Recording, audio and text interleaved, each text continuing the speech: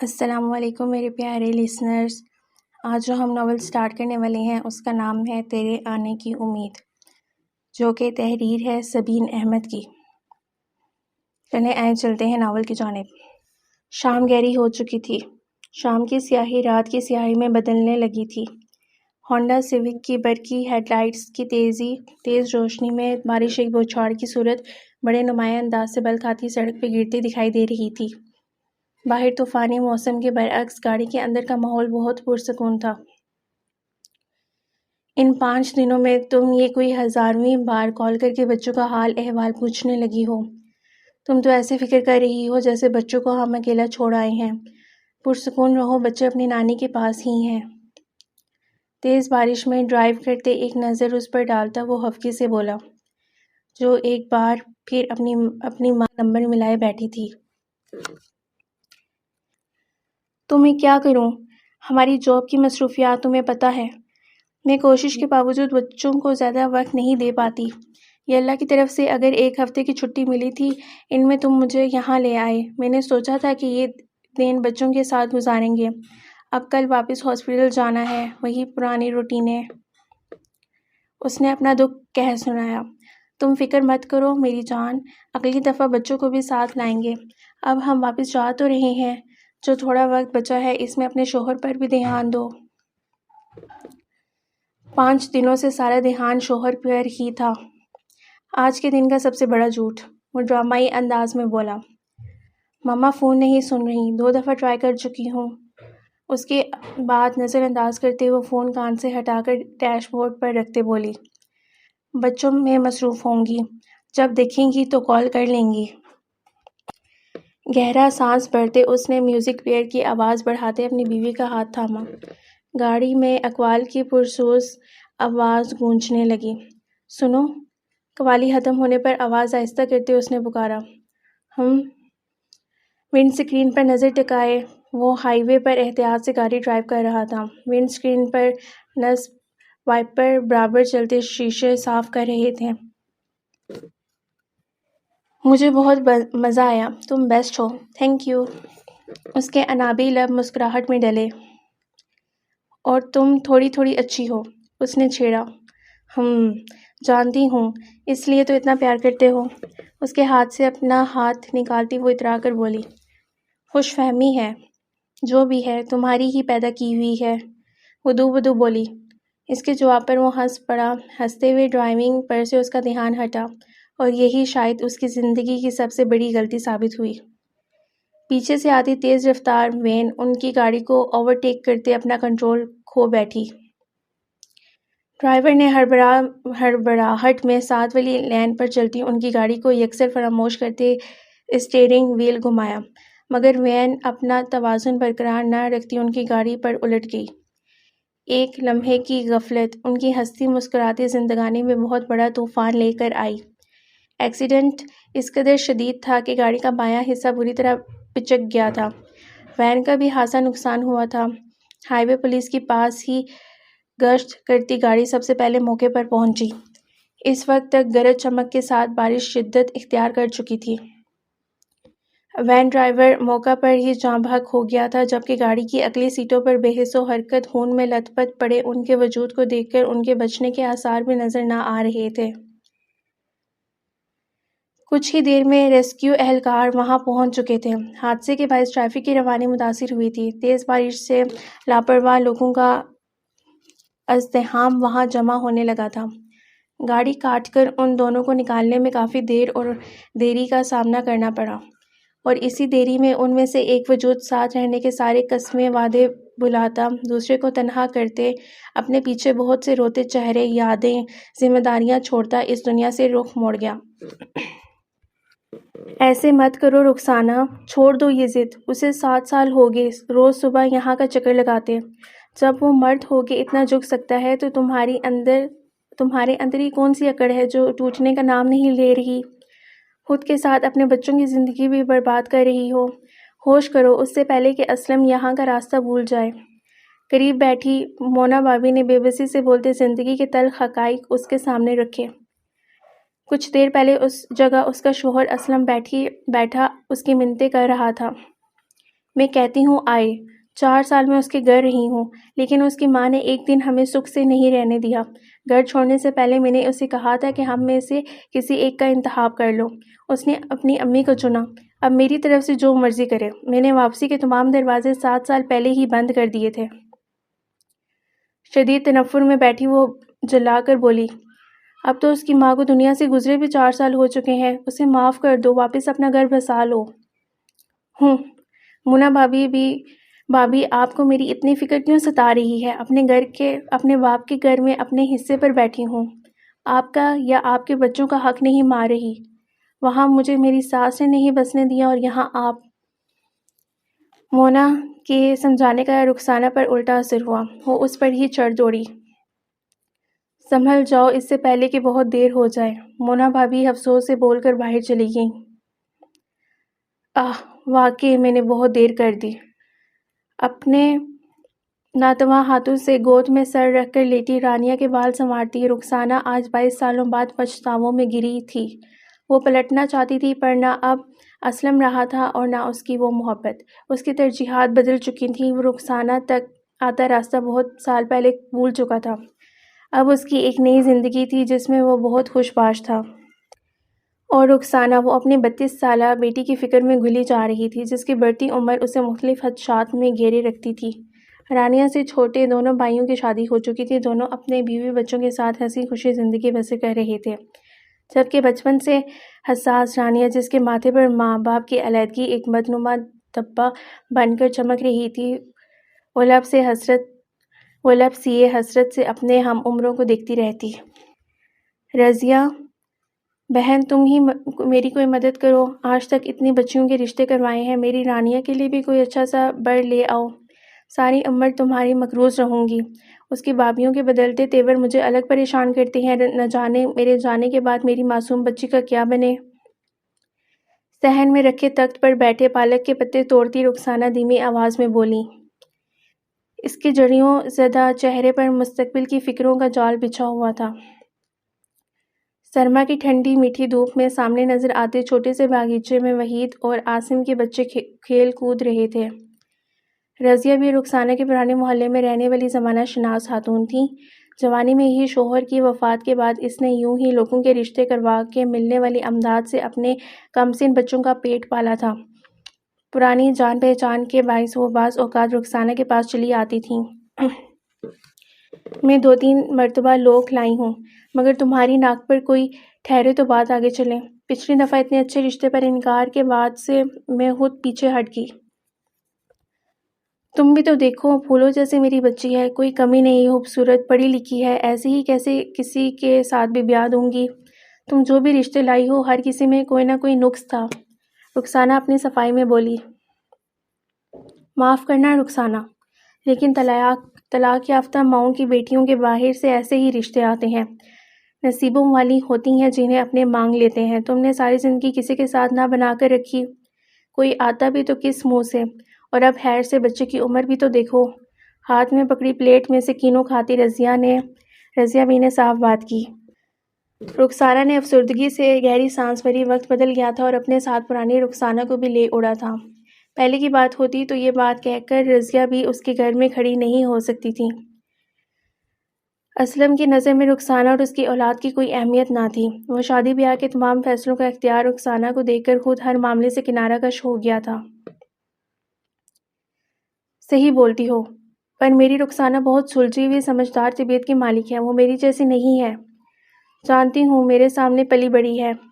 لمحے بھر کے توقف کے بعد کچھ یاد آتے رضیہ بھی دوبارہ گویا ہوئی۔ میری نظر میں ایک رشتہ ہے، لڑکا ڈاکٹر ہے، لاہور جاب کرتا ہے، ادھر اوکاڑا میں اپنی 2 کنال کی کوٹھی ہے، بڑے ہی نیک شریف لوگ ہیں۔ کہتی ہو تو بات چلاتی ہوں۔ رشتہ تو بہت اچھا ہے، تم بات کرو، اللہ کرے اس بار کوئی بات بن جائے۔ رخسانہ کے چہرے پر بھولی بصری مسکراہٹ نے اپنی جھلک دکھائی۔ پر ایک بات ہے، رضیہ بھی بولی۔ کیا بات؟ بھلے ہم ان سے حیثیت میں کم ہیں، لیکن جتنا ہو سکا بیٹی کو دیکھ کر ہی رخصت کریں گے۔ رخسانہ نے خود سے ہی بات اخذ کرتے کہا۔ نہیں بھائی، کھاتے پیتے لوگ ہیں، انہیں جہیز کی کوئی ضرورت نہیں ہے۔ تو پھر کیا بات ہے، لڑکے میں کوئی کمی ہے؟ رخسانہ نے بے تابی سے پوچھا۔ وہ اتنا اچھا رشتہ ہاتھ سے جانے نہ دینا چاہتی تھی۔ لڑکا 2 بچوں کا باپ ہے۔ پہلی بیوی ڈاکٹر تھی۔ دونوں شمالی علاقہ جات کی سیر سے واپس آ رہے تھے جب ایکسیڈنٹ میں بیوی مر گئی۔ بہت ہی بھیانک حادثہ تھا۔ لڑکے کو بھی 20 دن ہوش نہ آیا تھا، رضیہ بی نے افسوس سے بتایا۔ چند ثانیے خاموش رہنے کے بعد رخسانہ نے رضیہ بی کو ان لوگوں کو لانے کا عندیہ دے دیا۔ کچن کی کھڑکی میں کھڑی ان کی باتیں سنتی رانیہ کا دل ریزہ ریزہ ہو گیا۔ کیا یہ تھا اس کا نصیب؟ جوانی سے لے کر اب تک بغیر کسی وجہ کے خود کو ٹھکراتے دیکھ دیکھ کر وہ تھک چکی تھی۔ اگر اس کی ماں طلاق یافتہ تھی، اس کا باپ ان لوگوں کو بھول گیا تھا، تو اس میں اس کا کیا قصور تھا؟ کیوں ہر کوئی اسے اور اس کی ماں کو ایک ہی سانچے میں تولتا؟ منہ پہ ہاتھ رکھے اس نے اپنی سسکیوں کا گلا گھونٹا۔ جلد ہی خود پر قابو پاتے پلکوں پر ٹھہری نمی کو ہاتھ کی پشت سے صاف کرتی وہ ہانڈی میں چمچہ چلانے لگی۔ پھر کیا تھا؟ رضیہ بی نے بات چلائی اور ٹھیک 2 دنوں بعد لڑکے کی ماں اور بہن ان کے واجبی سے ڈرائنگ روم میں بیٹھی شام کی چائے پی رہی تھیں۔ ماں بیٹی کی شان و شوکت دیکھ کر دونوں بھابھیاں بڑھ چڑھ کر ان کی خاطر مدارت میں حصہ لے رہی تھیں، پر ان دونوں نے بہت اصرار کے باوجود چائے کے علاوہ ٹیبل پر رکھی کسی چیز کو ہاتھ نہ لگایا، جبکہ کونے میں رکھے صوفے پر بیٹھی رضیہ بھی ہر چیز کے ساتھ بھرپور انصاف کر رہی تھیں۔ ماشاءاللہ، مجھے تو بچی بہت پسند آئی ہے۔ لڑکے کی ماں بشرا صاحبہ نے صاف ٹمٹماتی رنگت، بادامی آنکھیں، متناسب سراپے والی ان سب کے بیچ قدرے نروس بیٹھی رانیہ کو دیکھتے کہا۔ وہ ہلکے آسمانی رنگ کے گرم سوٹ میں بلبوس آسمان سے اتری کوئی پری لگ رہی تھی۔ رضیہ بی نے ہمیں آپ کے بارے میں سب بتا دیا ہے۔ ہمیں اس رشتے سے کوئی اعتراض نہیں ہے، پر ممی، لڑکی کی تعلیم کم ہے۔ ساتھ بیٹھی ان کی بیٹی منمنائی۔ تم خاموش رہو، ہم نے تعلیم کا کیا کرنا ہے؟ اس شادی کا مقصد گھر بچوں کو سنبھالنا ہے، اس میں کم یا زیادہ پڑھے لکھے ہونے سے کوئی فرق نہیں پڑتا۔ ان کی بات پر رانیہ کے دل میں ایک ہوک سی اٹھی۔ کیا اس کی کوئی خواہشات، کوئی ارمان نہ تھے؟ کیا وہ صرف بچے سنبھالنے کے لیے ایک کل وقتی ملازمہ کے طور پر لے جائے جا رہی تھی؟ دل میں آتے خیالات پر وہ اندر ہی اندر ہنسی۔ بتائیں رخسانہ، آپ کا کیا خیال ہے؟ میرے بیٹے کی تصویر آپ نے دیکھ لی ہے، الحمدللہ بہت قابل فرمانبردار بچہ ہے، آپ تسلی رکھیں، فخر سے کہتے ہوئے آخر میں بشرا صاحبہ ہلکا سا مسکرائیں۔ جی میں کیا کہہ سکتی ہوں، رات میں اس کے بھائی آئیں گے، ان سے مشورہ کر کے آپ کو جواب دوں گی، رخسانہ عاجزی سے بولی۔ چلیں پھر، آپ کے جواب کا انتظار رہے گا، مجھے امید ہے جواب ہاں میں ہی ہوگا۔ اٹھ کر رانیہ کے ہاتھ میں 50,000 روپے کی کاپی رکھتے وہ چلنے کو تیار تھیں۔ بشرا صاحبہ کی تقلید میں ان کی بیٹی بھی اٹھ کھڑی ہوئی۔ رخسانہ کہتی رہ گئی کہ بات پکی ہونے کے بعد کوئی رسم وغیرہ کر لیجیے گا، ابھی کچھ دینے کی کیا ضرورت ہے، پر بشرا صاحبہ الوداعی کلمات کہتے پروقار انداز میں چلتی باہر کھڑی اپنی گاڑی میں بیٹھتے وہاں سے چلی گئیں۔ رخسانہ، جواب دینے میں زیادہ دیر نہ لگانا، میں بھی اب چلتی ہوں۔ پلیٹ میں پڑے سموسے کو دکھ سے دیکھتے رضیہ بی نے بھی جانے کو باہر کی راہ اپنائی۔ ان لوگوں کو باہر تک چھوڑ کے آتی رخسانہ پرسوچ انداز میں سر ہلاتی وہیں بیٹھ گئی، جہاں اب اس کی بہو اور پوتے پوتیاں ٹیبل پر پڑے چائے کے سامان کو خوب لطف اندوز ہو کر کھا رہے تھے۔ سب چیزیں رانیہ نے اپنے ہاتھوں سے بنائی تھیں۔ رخسانہ نے رانیہ کی تلاش میں نگاہ دوڑائی، پر وہ مہمانوں کے جاتے ہی اپنے کمرے میں بند ہو چکی تھی۔ اچھی طرح چھان بین کے بعد لڑکے والوں کو ہاں کر دی گئی تھی۔ کچھ روز قبل بشرا صاحبہ کے ہمراہ بچوں کی نانی اور ماموں بھی آ کر رانیہ کو دیکھ گئے تھے، انہیں بھی رانیہ پسند آئی تھی۔ واپسی پر بشرا صاحبہ 2 ہفتے بعد جمعرات کے روز نکاح کی تاریخ رکھ گئی تھیں، کسی کو کوئی اعتراض نہ ہوا۔ ان لوگوں نے سختی سے کسی بھی قسم کا سامان لینے سے منع کر دیا تھا، اس لیے رخسانہ نے شادی کے لیے تھوڑی بہت تیاریاں کرنی تھیں، جن میں دن گزرنے کا معلوم ہی نہ ہوا۔ وقت پڑ لگا کر اڑ گیا۔ آج بدھ کی رات تھی۔ کچھ دیر پہلے ہی وہ ہاتھوں پر لگی مہندی دھو کر اپنی ماں کو سونے سے قبل دوا دینے آئی تھی، جس کے بعد رخسانہ نے اسے وہیں اپنے پاس بٹھا لیا۔ دونوں ماں بیٹی خاموشی سے ایک دوسرے کو دیکھتی رہیں۔ طویل ہوتی خاموشی کو رخسانہ کی آواز نے توڑا۔ میں جانتی ہوں، ہر لڑکی کی طرح تمہارے بھی شادی کو لے کر 100 ارمان تھے، پر قسمت کو کچھ اور منظور ہے۔ ہو سکے تو اپنی ماں کو معاف کر دینا، جس نے اپنی انا کی تسکین کے لیے تم معصوموں کا نہ سوچا۔ آج اگر مونا بابی حیات ہوتی تو اپنا کہا سچ ہوا دیکھ کر میرا خوب تمسخر اڑاتی۔ امی، مرنے والوں کے لیے ایسی باتیں نہ کریں، میں خوش ہوں، شادیاں ایسی تو ہوتی ہیں۔ وہ اپنے مہندی لگے ہاتھوں کو دیکھتی بولی جن پر خوب رنگ آیا تھا۔ تیری ماں ہوں، میری بچی، تو زبان سے نہیں کہتی پر تیری یہ بولتی آنکھیں ہر راز اشکار کر دیتی ہیں۔ انہوں نے اس کے من موہنے چہرے کو ہاتھوں کے پیالے میں بھرا۔ امی، میں نے ہر چیز کو اپنا نصیب سمجھ کر قبول کر لیا ہے، آپ بھی یہی کریں، ایسے اداس مت ہوں۔ وہ یاسر سے مسکرا دی۔ رخسانہ نے اپنی بیٹی کم دوست کا ماتھا محبت سے چوما۔ رانیہ، تیری یہ ماں تجھ سے بہت راضی ہے، تمہارے صبر نے میرا دل جیت لیا ہے۔ کاش میں بھی صبر و شکر سے کام لیتی تو آج حالات ایسے نہ ہوتے، پر خیر اب ہر چیز کو بہت وقت بیت گیا۔ بچے ماشاءاللہ، تمہیں سمجھانے کی ضرورت تو نہیں، مگر پھر بھی تمہاری یہ لاچار اماں التجا کرتی ہے کہ لوگوں کی باتوں کو سچ نہ کرنا، اپنی ماں کی حسرت پر نہ چلنا، ورنہ ساری زندگی پچھتاؤ گی۔ ہر چیز کو وقت دینا، تم دیکھنا اللہ رب العزت تمہیں بہت بڑے انعام سے نوازے گا۔ آپ دیدہ ہوتے وہ ماں کے سینے سے لگ گئی۔ اولاد کے لیے ماں باپ ویسے ہی ہوتے ہیں جیسے والدین کے لیے اولاد، دونوں ایک دوسرے کو ہر کمی کوتاہی کے ساتھ قبول کرتے ہیں اور چاہے کچھ بھی ہو جائے ایک دوسرے پر پرخلوص محبت کرنا نہیں چھوڑتے۔ وہ رات اس نے اپنی ماں کے ساتھ بہت سی باتیں کرتے گزاری۔ اگلے روز شام نماز مغرب کے بعد اس کا نکاح ابراہیم حمید کے ساتھ پڑھا دیا گیا۔ نکاح کی تقریب میں اس کے والد اسلم نے بھی شرکت کی تھی۔ کھانے کے فوراً بعد بشرا صاحبہ نے اجازت طلب کی تھی اور ایسے رانیہ اسلم ماں باپ کی دعاؤں، بھائیوں کے پیار کے سائے تلے رخصت ہو کر اس انجان شخص کے ساتھ رخصت ہوگی جو انجان ہو کر بھی سب سے قریبی بن گیا تھا، جس کے متعلق وہاں موجود ہر شخص نے کسی ریاست کے شہزادے ہونے کا گمان کیا تھا۔ گھر آ کر ابراہیم اپنے کمرے میں بند ہو گیا۔ بشرا صاحبہ، ان کی بیٹی ہما اور چند مہمانوں کے گھیرے میں بیٹھی رانیہ آتے ساتھ ہی شوہر کے لاتعلق انداز پر اندر سے گھبراہٹ کا شکار ہوئی۔ چند ایک جو مہمان رہ گئے تھے ان کے جانے کے بعد بشرا صاحبہ نے بیٹی سے رانیہ کو بچوں سے ملوانے کے بعد اس کے کمرے میں چھوڑنے کا کہا، جس پر وہ اپنا بھاری لہنگا سنبھالتی ہما کی تقلید میں بچوں کے کمرے کی طرف چل دی، جہاں دونوں بچے شام 7 بجے سے مہوے خواب تھے۔ ایک نظر انہیں دکھا کر وہ آہستگی سے دروازہ بند کرتی رانیہ کو اپنے ساتھ باہر لے آئی۔ بڑا بیٹا لائق 5 سال اور چھوٹا راحیل 2 سال کا ہے۔ ماں کی وفات پر راحیل محض 4 ماہ کا تھا، اس لیے کوریڈور سے گزرتے ہما افسوس سے بولی۔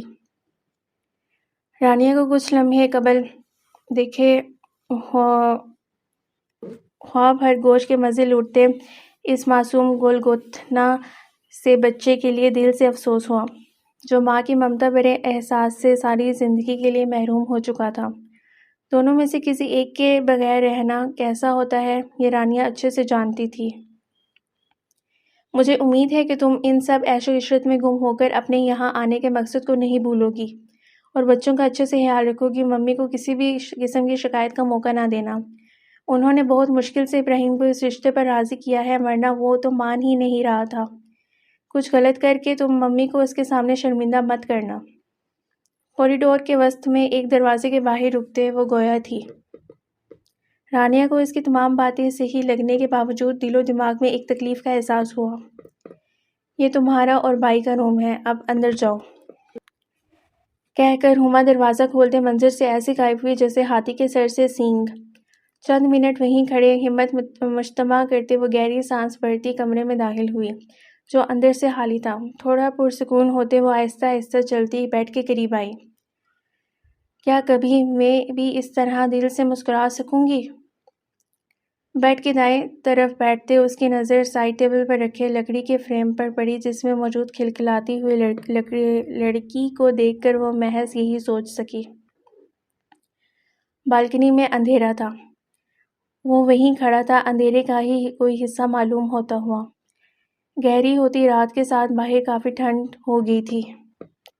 مگر وہ سردی کی شدت سے بے نیاز کھڑا خلا میں کہیں دور گور رہا تھا۔ جسم کو منجمد کرتی سردی اور ابراہیم حمید کے منجمد احساسات میں پچھلے کچھ گھنٹوں سے ایک جنگ چھڑی تھی۔ وقت گزرتا چلا جا رہا تھا مگر وہ آج بھی وہیں کھڑا تھا جہاں وہ اسے 2 سال پہلے چھوڑ گئی تھی، خود سے ناراض، پچھتاووں میں گرا۔ شادی کا فیصلہ اس کے لیے کافی مشکل تھا۔ وہ تو شاید کبھی اس بارے میں سوچتا بھی نہ اگر اس کی حالت زار سے پریشان ممی اسے بچوں کے ذریعے ایموشنل بلیک میل نہ کرتی۔ اچھی بھلی ممی کا کہنا تھا کہ ان کی زندگی کا کچھ معلوم نہیں، وہ آج ہیں کل نہیں، اس لیے وہ اپنے مرنے سے پہلے بچوں کو محفوظ ہاتھوں میں سونپنا چاہتی ہیں۔ پہلے پہل تو وہ ممی کی بات کو نظر انداز کرتا رہا، لیکن پھر جب ایک روز گھر آنے پر اس نے ممی کی غیر موجودگی میں مہوش کی آخری نشانی بچوں کو ملازمہ کے عتاب کا نشانہ پایا تو اسے فیصلہ کرنے میں 2 پل لگے۔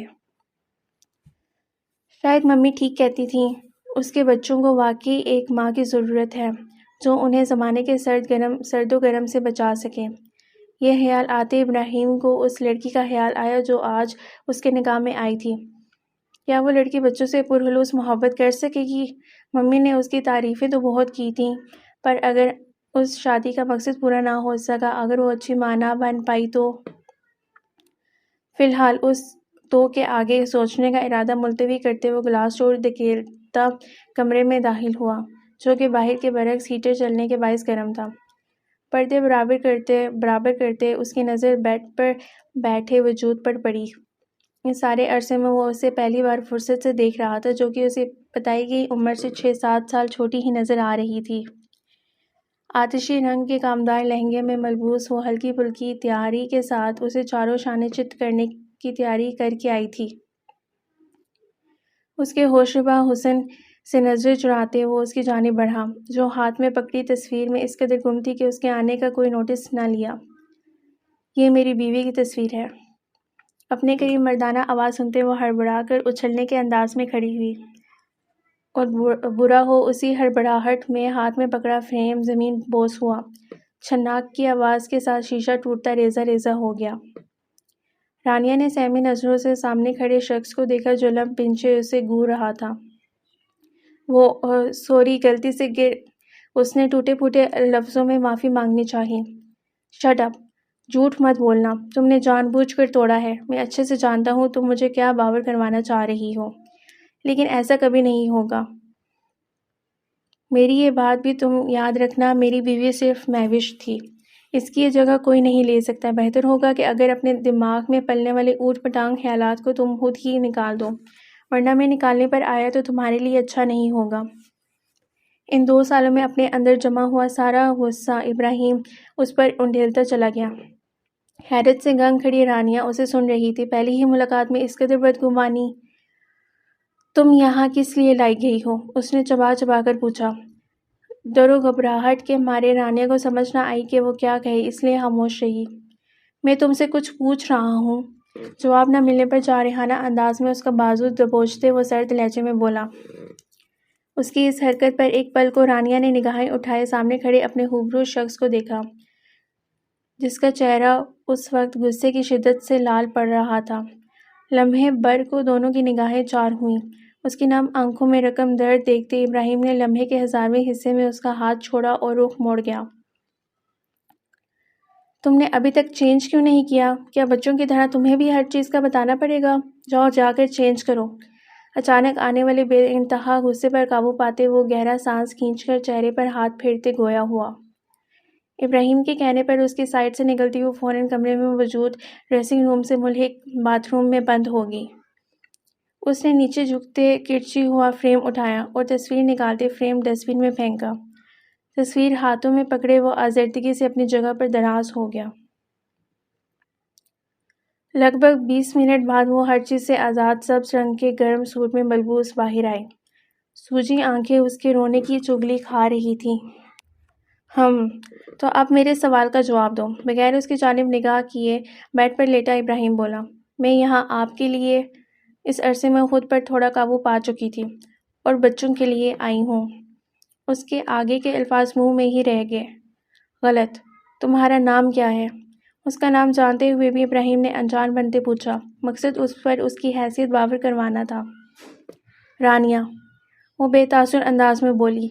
اوکے تو رانیہ محترمہ، میں تمہیں اپنے گھر کی رانی بنا کر نہیں لایا، تمہیں یہاں محض بچوں کے لیے لایا گیا ہے۔ تمہارا کام صرف بچوں کا خیال رکھنا ہے، جس کے بدلے میں تمہیں اپنا نام اس گھر کی چھت دوں گا اور تمہاری ساری ضروریات پوری کروں گا، اس سے زیادہ کہ نہ میں تم سے اور نہ تم مجھ سے امید رکھنا۔ وہ انتہائی بے رخی برت رہا تھا۔ جی، ماں کی نصیحتوں کو دل سے لگائے سونے کی غرض سے بیٹھ کے دوسری طرف آتے وہ بولی، یہاں کہاں آ رہی ہو، ادھر تمہاری جگہ نہیں ہے۔ اسے دوسری طرف کا تکیہ درست کرتے دیکھ سیدھا لیٹا ابراہیم اس کی جانب رخ کر کے بولا۔ ابراہیم کی بات پر رانیہ کو انتہائی سبکی محسوس ہوئی۔ ابھی تو بتایا ہے کہ بچوں کے لیے لائی گئی ہو، تو تمہاری جگہ بھی انہی کے کمرے میں ہے، جاؤ شاباش، کہہ کر سائیڈ لیمپ بند کرتے وہ رخ موڑ کے لیٹ گیا۔ اپنے بے قابو ہوتے آنسوؤں کو روکتی وہ تیزی سے کمرے سے باہر نکلنے لگی جب ابراہیم کی آواز پر اسے رکنا پڑا۔ سنو، جاتے ہوئے یہ لائٹس بند کر دینا۔ فوراً لائٹ بند کرتے وہ باہر نکل گئی۔ پیچھے بیڈ پر کروٹیں بدلتا ابراہیم سونے کی کوشش کرنے لگا۔ آج 1 ماہ 4 دن بعد اس کی واپسی ہوئی تھی۔ گھر میں منعقد کی گئی ولیمے کی چھوٹی سی تقریب کے اگلے دن ہی وہ واپس لاہور ڈیوٹی چلا گیا تھا۔ رات ممی کی کال آئی تھی جو ہما کے پاس کراچی جا رہی تھیں۔ ان کی غیر موجودگی کا سوچ کر اسے ملازمہ والا واقعہ یاد آ گیا اور پھر اس نے فوراً گھر جانے کا فیصلہ کیا۔ دل میں موجود رانیہ کے لیے بدگمانی اگلے روز شام تک اسے گھر لے آئی۔ دن بھر کی ڈیوٹی، اس کے بعد لمبا سفر۔ وہ شام 7 بجے تھکا ہارا گھر پہنچا۔ گھر آتے فریش ہونے سے قبل اس نے راحیل سے ملنا چاہا۔ لائق کو ممی اپنے ساتھ لے گئی تھیں۔ جب وہ اندر داخل ہوا تو سارا گھر اندھیرے اور سناٹے میں ڈوبا تھا۔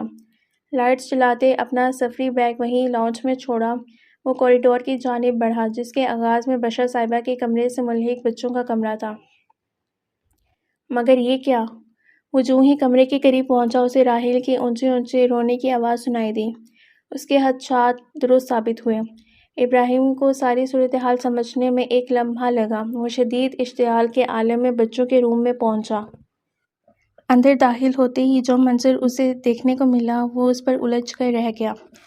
فوراً سے بیشتر آگے بڑھتے اس نے رانیہ سے راحیل کو چھیننے کے انداز میں پکڑا جو اسے اپنے ساتھ لگائے خود بھی بے آواز زاروں کی طرح رو رہی تھی۔ راحیل کو کندھے سے لگائے اس نے اس کی کمر تھپتھپائی جو باپ کے پاس آنے پر کچھ پرسکون ہوا تھا۔ میرا بیٹا، بس چپ، کچھ بھی نہیں ہوا، بابا آ گئے ہیں نا؟ وہ راحیل کے ساتھ رضائی اوڑھ کر لیٹی اسے سلانے کی کوشش کر رہی تھی جس کے فی الوقت سونے کے کوئی ارادے نہ تھے۔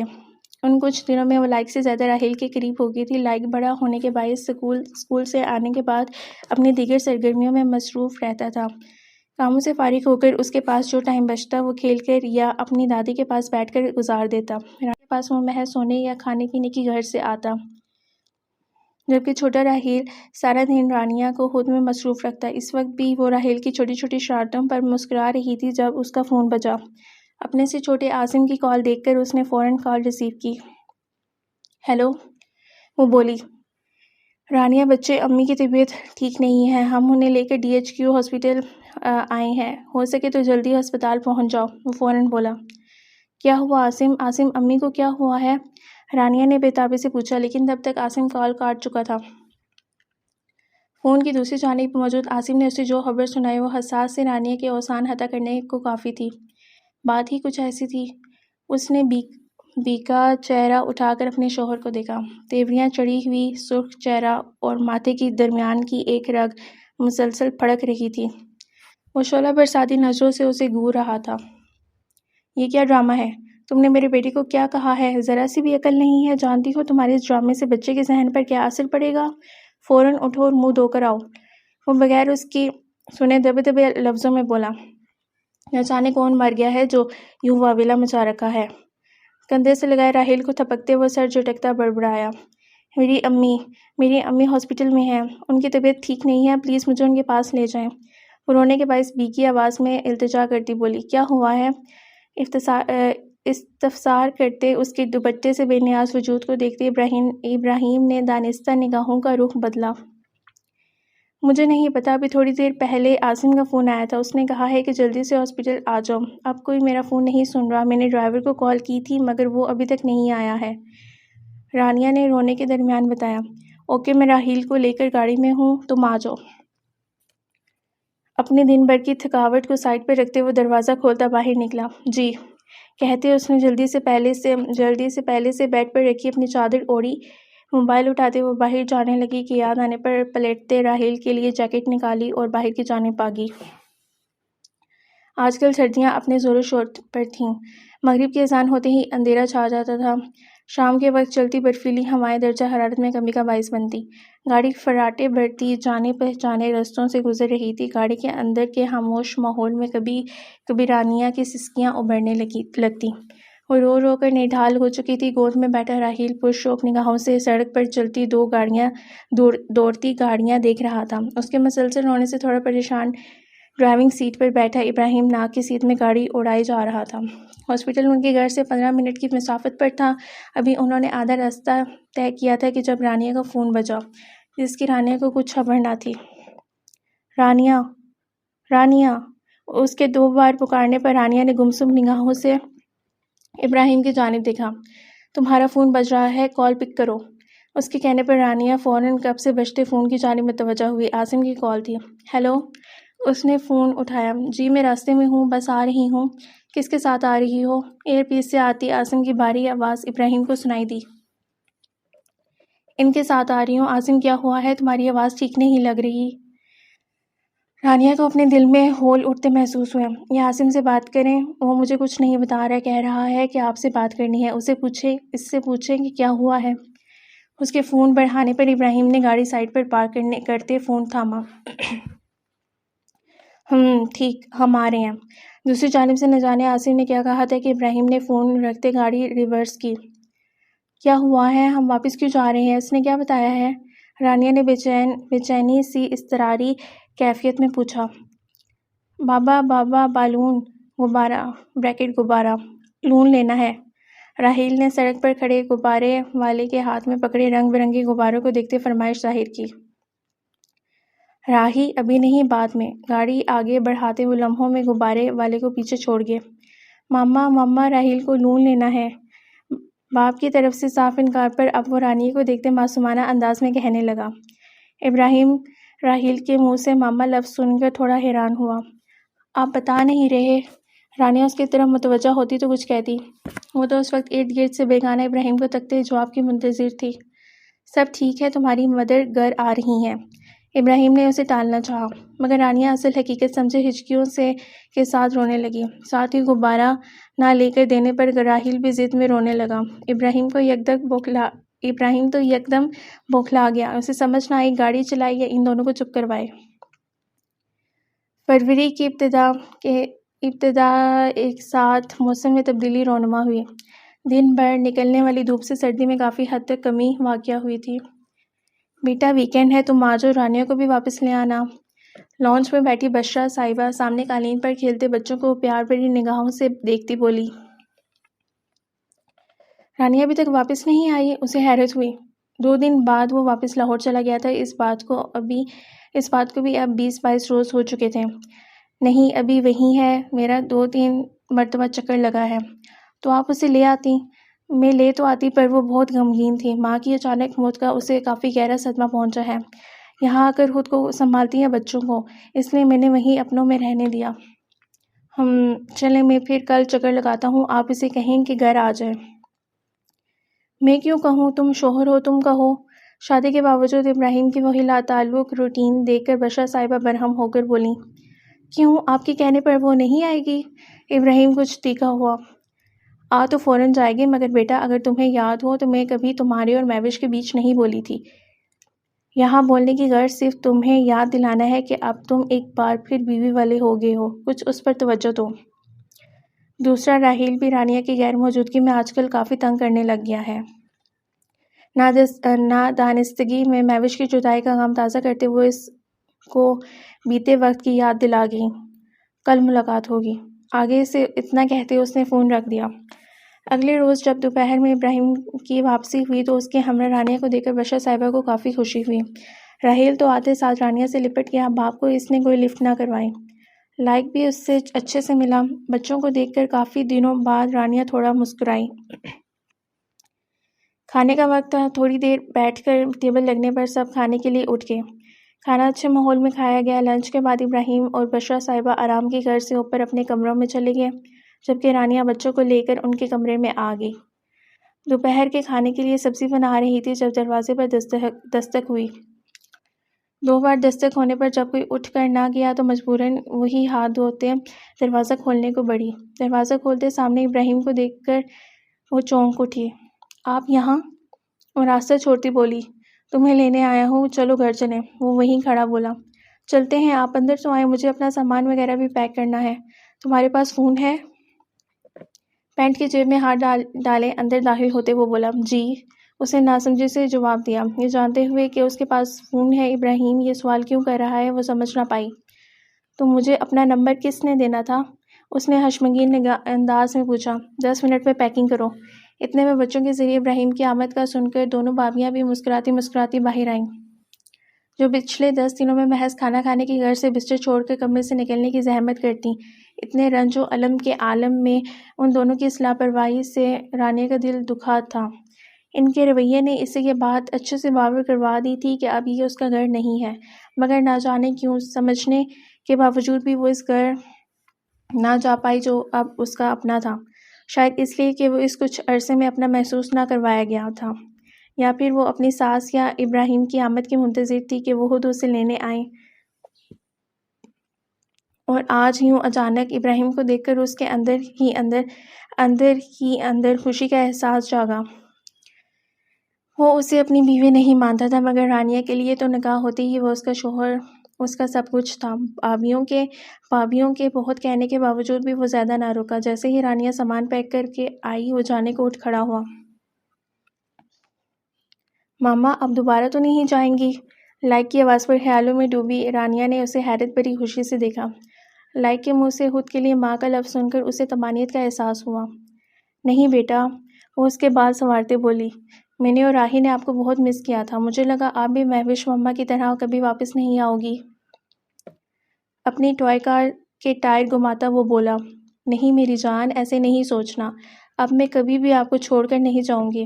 اپنی جگہ سے اٹھ کر اسے خود سے لگاتے وہ بولی، مما میری ہیں، راہی کی مما۔ راحیل کو دونوں کا پیار ایک آنکھ نہ بھایا۔ تیزی سے اپنی گاڑی چھوڑتا رانیہ سے لپٹتے لائق کو پیچھے کرنے لگا۔ راہی نہیں، مما دونوں کی ہیں، لائق بھائی ہے نا، ایسے نہیں کرتے۔ راحیل کا ہاتھ پکڑتے اس نے دونوں کو اپنی ممتا بھرے آغوش میں بھر لیا۔ یہ اگلے دن شام کی بات تھی۔ دور سرمئی آسمان کے وسط میں بادلوں کا بڑا سا جھنڈ نظر آ رہا تھا۔ کئی چھوٹے چھوٹے جھنڈ اس بڑے جھنڈ کی طرف بڑھ رہے تھے۔ وسیع سرسبز لان میں لگے موتیے کے پھولوں کی تازہ مہک ہر سو پھیلی تھی۔ رانیہ لان میں رکھی چیئرز میں سے ایک پر بیٹھی بے آواز رو رہی تھی۔ ماں کی یاد میں یوں ہی وقت بے وقت اس کی آنکھیں بھیگتی رہتیں۔ اسے یوں بیٹھے کافی دیر بیت گئی تھی۔ سامنے ٹیبل پر پڑا چائے کا مگ کب کا ٹھنڈا ہو چکا تھا۔ بچوں کو بشرا صاحبہ اپنے ساتھ مال لے کر گئی تھیں۔ ان کے بہت کہنے کے باوجود وہ طبیعت خرابی کا بہانہ کر کے گھر رک گئی تھی۔ ابراہیم بھی سویرے کا نکلا ہوا تھا۔ اس وقت گھر میں وہ اور چند ایک ملازم تھے۔ ہارن کی آواز پر اپنے کمرے سے نکلتے چوکیدار نے جلدی سے گیٹ کھولا۔ اس نے اپنے آنسو پونچھ ڈالے، مگر وہ وہیں بیٹھی رہی۔ ابراہیم گاڑی سے نکلتا اندر جانے لگا جب اس کی نگاہ لان میں بیٹھی رانیہ پر پڑی، جس کی اس کی طرف پشت تھی۔ وہ بلا ارادہ اندر جانے کی بجائے وہاں اس کے پاس چلا آیا۔ کچھ دیر خاموشی سے سر جھکائے بیٹھی رانیہ کو دیکھتا رہا۔ نم بادامی آنکھیں سرخ ناک اس کے رونے کا پتہ دے رہی تھی۔ ہاتھ میں پکڑی گاڑی کی چابی ٹیبل کی سطح پر بجاتے رانیہ کو اپنی آمد سے آگاہ کرتا وہ ساتھ رکھی چیئر پر بیٹھا۔ کیا ہوا؟ اس کی طرف سے بے توجہی پا کر وہ پوچھ بیٹھا۔ کچھ نہیں، سر جھکائے ہاتھ میں پہنی انگوٹھی کو آگے پیچھے کرتے وہ بولی۔ کچھ نہیں ہوا تو یہاں بیٹھ کر شوقیہ رو رہی ہو؟ مجھے میری امی کی یاد آ رہی ہے۔ ابراہیم کے غصے کے پیش نظر اس نے صاف بات کہی، کیونکہ اس کے بدلتے مزاج کا معلوم نہ ہوتا۔ میں جانتا ہوں اس وقت تمہارا غم تازہ ہے، مگر اس طرح یوں سب کے بیچ بیٹھ کر روگی تو ہر کوئی مختلف معنی اخذ کرے گا۔ اس کا اشارہ وہاں چلتے پھرتے ملازموں کی طرف تھا۔ ابراہیم کی بات پر ایک بار پھر نم آنکھیں صاف کرتے رانیہ اپنی جگہ سے کھڑی ہوئی۔ وہ ٹھنڈا پڑا چائے کا مگ اٹھانے لگی کہ اچانک ابراہیم نے اس کی کلائی تھام لی۔ اسے بات کے درمیان رانیہ کا یوں اٹھنا پسند نہ آیا۔ یہ سب اتنا اچانک ہوا کہ دونوں اپنی جگہ دنگ رہ گئے۔ اگلے لمحے اس کی نازک کلائی چھوڑتے ہوئے بھی اپنی جگہ چھوڑتا کھڑا ہوا۔ کچھ کھاتی پیتی ہو کہ نہیں؟ اپنی صحت کا خیال رکھو، خود بیمار ہوگی تو بچوں کو کون دیکھے گا؟ اس عظیم غم کا اثر اس کی صحت پر بھی ہوا تھا۔ وہ ابراہیم کو پہلے سے کافی کمزور لگی۔ جھڑکنے کے انداز میں کہتے اس نے اپنے کچھ پل پہلے ہوئی بے اختیاری کا اثر زائل کرنا چاہا، اور پھر بغیر اس کی سنے رانیہ سے پہلے لان عبور کرتا اندر چلا گیا۔ جبکہ ساکت کھڑی رانیہ ابھی بھی اپنی کلائی پر اس کے دہکتے لمس کا احساس محسوس کر رہی تھی۔ ابراہیم نے بعد میں کیا کہا اس نے کچھ نہ سنا۔ وہ اس ایک لمحے کی قید سے آزاد ہوتی تو شاید کچھ سن پاتی۔ رات وہ بچوں کو سلا کر فارغ ہوئی کہ کمرے کا بند دروازہ کھول کر اندر جھانکتی بشرا صاحبہ نے اسے اشارے سے باہر بلایا۔ نائٹ بلب کی روشنی میں سوئے بچوں پر ایک نظر ڈالے دوپٹہ لیتے وہ باہر آئی۔ جی آنٹی۔ راہداری عبور کرتے وہ لاؤنج میں آئی جہاں پڑے صوفوں میں سے ایک پر براجمان بشرا صاحبہ اسی کا انتظار کر رہی تھیں۔ بچے سو گئے؟ اس کے پاس بیٹھنے پر انہوں نے دریافت کیا۔ جی کچھ دیر پہلے ہی سوئے ہیں۔ وہ بے مقصد قمیص کے ڈیزائن پر انگلی پھیرتے بولی۔ رانیہ، گر بچوں سب میں صحیح سے ایڈجسٹ ہوگی، کوئی مسئلہ تو نہیں ہے؟ آخر انہیں اتنے ٹائم بعد یہ سوال کرنا یاد آ ہی گیا تھا۔ اس سوال کا ایک مقصد اس کو جانچنا تھا کہ وہ کیا جواب دیتی ہے۔ اللہ کا شکر ہے۔ بشرا صاحبہ کی اس کے شفاف بے داغ چہرے پر نظر نہ ٹھہر رہی تھی۔ انہیں اپنے انتہا پر حوصلہ ہوا۔ وہ مہوش سے کہیں زیادہ خوبصورت تھی۔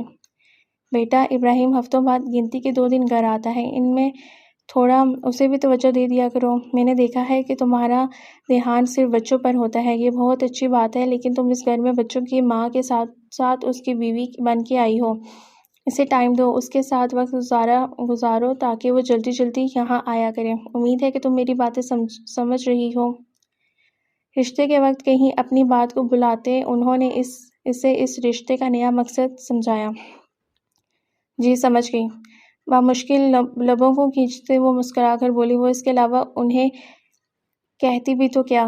چلو پھر باقی باتیں بعد میں، رات بہت ہو رہی ہے، تم بھی اپنے کمرے میں جاؤ۔ وہ کہہ کر خود بھی اس کا کندھا تھپکتے جانے کو اٹھی۔ بیٹا یہ بچوں کے کمرے کا راستہ ہے، تمہارا کمرہ دوسری طرف ہے۔ اس کو واپس بچوں کے کمرے میں جاتا دیکھ کر وہ بولی۔ رانیہ تو اس اچانک صورتحال پر کشمکش کا شکار ہوئی۔ اب کیا کرے؟ جاؤ بیٹا۔ اسے وہیں کھڑا دیکھ کر وہ بولی۔ آنٹی بچے اکیلے، اس نے کہنا چاہا۔ بچوں کی تم فکر مت کرو، وہ میں اپنے روم میں کھلنے والے دروازہ کھول لوں گی۔ فی الحال تو بچے نہیں اٹھیں گے، اور اگر اٹھ بھی گئے تو ان کی دادی دیکھ لے گی۔ تم بچوں کے ابو کو دیکھو۔ اب تو کوئی بہانہ نہ رہ گیا تھا۔ مجبوراً رانیہ ابراہیم کے کمرے کی طرف بڑھی۔ اس کا اٹھنے والا ہر قدم من بھر کا ہو رہا تھا۔ جب وہ دھیرے سے دروازہ کھولتی اندر داخل ہوئی تو سارا کمرہ اندھیرے میں ڈوبا ہوا تھا۔ ابراہیم جو قریب 10 منٹ قبل ہی لائٹس بند کرتے سونے کے لیے لیٹا تھا، اچانک دروازہ کھلنے کے باعث باہر سے آتی روشنی میں رانیہ کو دیکھتے کوہنیوں کے بل اٹھ کر اونچا ہو کر بیٹھا اور سائڈ ٹیبل پر پڑا لیمپ روشن کیا۔ سب خیریت؟ وہ تشویش زدہ لہجے میں بولا۔ جی، سراسیمگی سے کہتے رانیہ مڑی اور کچھ دور کھڑی اسے ہی دیکھتی آنٹی کو مرے انداز میں سر ہلاتے مسکرا کر دیکھتے دروازہ بند کیا۔ تو پھر کیا چیز تمہیں رات کے اس وقت میرے کمرے میں لے آئی؟ وہ اب ہاتھ سینے پر باندھے ٹیک لگا کر بیٹھ گیا تھا۔ آپ کی امی؟ کیا ممی؟ یہاں آ کر پوری بات بتاؤ، اس نے اپنے قریب جگہ بناتے ہوئے کہا۔ رانیہ چلتے ہوئے اس کے پاؤں کے قریب بیڈ پر بیٹھ گئی۔ انہوں نے کہا ہے کہ مجھے آپ کو وقت دینا چاہیے۔ رانیہ کی بات پر وہ استہزائیہ ہنسا مگر بولا نہیں، تاکہ آپ یہاں جلدی جلدی آئیں، بچوں کے علاوہ بھی میری کچھ ذمہ داریاں ہیں۔ بشرا صاحبہ کے کہے الفاظ اسے من و عن بتا کر وہ سامنے دیکھنے لگی۔ میں نے تم سے شادی کے پہلے روز چند باتیں کہی تھیں، وہ یاد ہیں؟ اس سارے عرصے میں اس پر نظر جمائے لیٹنے کے انداز میں بیٹھا ابراہیم بولا، اچھے سے یاد ہے۔ اپنی متوقع تذلیل کے خیال سے اس کا دل تیزی سے دھڑکنے لگا۔ ویری گڈ، تو پھر اٹھو اور یہاں سے جاؤ، وہ نہایت پرسکون انداز میں آرام سے بولا۔ آپ کی امی باہر کھڑی مجھے دیکھ رہی ہیں، جب تک میں اندر نہیں آئی وہ وہیں کھڑی رہیں، اور انہوں نے بچوں کے روم میں کھلنے والا دروازہ بھی کھول لیا ہے۔ میں نہیں چاہتی کہ ہماری آپس کی بات باہر جائے۔ اسے سمجھ نہ آئی کہ جائے تو کہاں جائے، آگے کنواں پیچھے کھائی۔ تو پھر کیا تم یہاں میرے ساتھ رکنا چاہتی ہو؟ ابراہیم کا لہجہ طنزیہ ہوا۔ میں نے ایسا نہیں کہا۔ کہا نہیں تو کیا، لیکن مطلب صاف ظاہر ہے۔ میں کیا کروں؟ اس نے سارے مسئلے کی جڑ سے یہ حل پوچھا۔ جو کہا ہے وہ کرو، مجھے بہت نیند آ رہی ہے، جاتے ہوئے لائٹس آف کر کے جانا، کہہ کر وہ سیدھا ہوا، جس کے باعث کمفرٹر میں چھپا اس کا پاؤں ہلکے سے رانیہ کو لگا۔ رانیہ کرنٹ کھا کر اپنی جگہ سے اٹھی، لائٹس جلتی چھوڑ کر تیز قدموں سے باہر چلی گئی، اپنے پیچھے کمرے کا دروازہ بھی کھلا چھوڑ گئی۔ یہ اس کا ناراضگی ظاہر کرنے کا انداز تھا، پر وہ ناراضگی بھی کس پر جتا رہی تھی جسے کوئی پرواہ ہی نہیں تھی۔ ابراہیم کو غصہ تو بہت آیا مگر پی گیا۔ کمفرٹر ہٹا کر ٹھا کی آواز کے ساتھ دروازہ بند کرتے اس نے بتیاں بجھائیں۔ وہ مہوش کی جگہ کسی کو نہیں دے سکتا تھا، وہ اس سے بے وفائی کا مرتکب نہیں ہو سکتا تھا، پر وہ یہ بات نہیں سمجھ رہا تھا کہ مرے ہوئوں سے وفا نبھانے کے چکر میں وہ زندوں سے بے وفائی کر رہا ہے۔ رانیہ نے وہ رات سردی میں ٹھٹھرتے لاؤنج کے صوفے پر بیٹھے روتے ہوئے سوتی جاگتی کیفیت میں گزار دی۔ اگلے روز صبح سویرے لاہور کے لیے نکلتے ابراہیم نے اسے اٹھا کر اپنے کمرے میں جانے کو کہا۔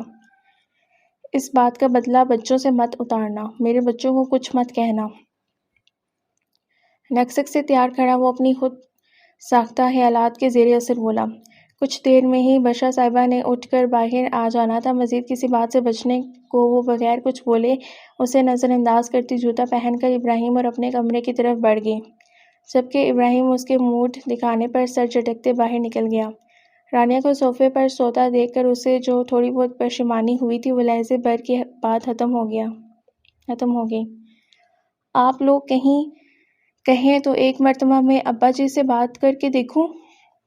اس نے متفکر نگاہوں سے سامنے صوفے پر بیٹھے پریشان حال بھائیوں کو دیکھا۔ کیا بات کرو گی؟ تم کیا انہیں زیادہ پیاری ہو؟ یہ عاصم تھا۔ آپ سمجھ نہیں رہی، انہوں نے ہمیں اپنی نافرمانی کی پاداش میں ہر چیز سے عاق کر دیا ہے، نہ جانے ہم کون سی خطا کر بیٹھے ہیں۔ سر تھام کر بیٹھا وحید بھی درماندگی سے بولا۔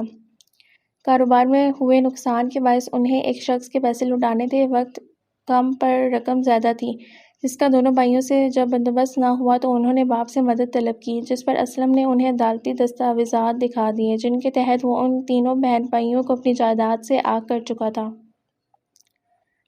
باہم مل کر آگے کی کارروائی طے کرنے کے لیے بڑی بھابھی کے کہنے پر انہوں نے رانیہ کو بھی گھر بلایا۔ ابراہیم سے باقاعدہ ملاقات کے بعد بھابھیاں اس کی گرویدہ ہو گئی تھیں، جس کے نتیجے میں وہ اپنی اکلوتی نند کو اہمیت دینے لگ گئی تھیں، ورنہ اماں کی وفات کے بعد بھابھیوں کی طرف سے برتی گئی بے اعتنائی وہ بھولی نہیں تھی۔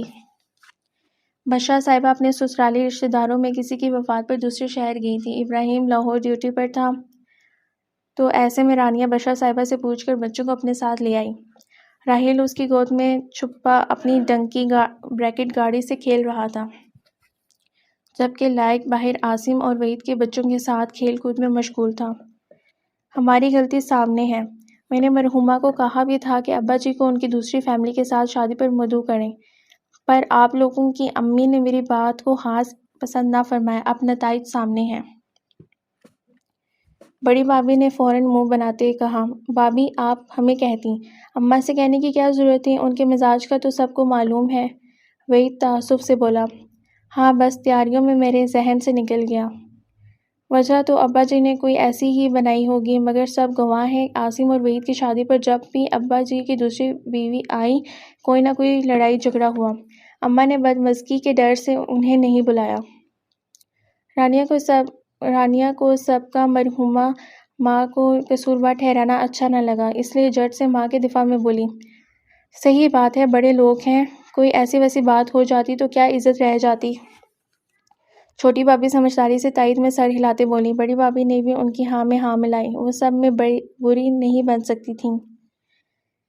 وجہ جو بھی ہو وہ ہمارا مسئلہ نہیں ہے، ہمارا سر درد یہ ہے کہ 1 مہینے میں اتنی بڑی رقم کہاں سے اکٹھی کریں گے۔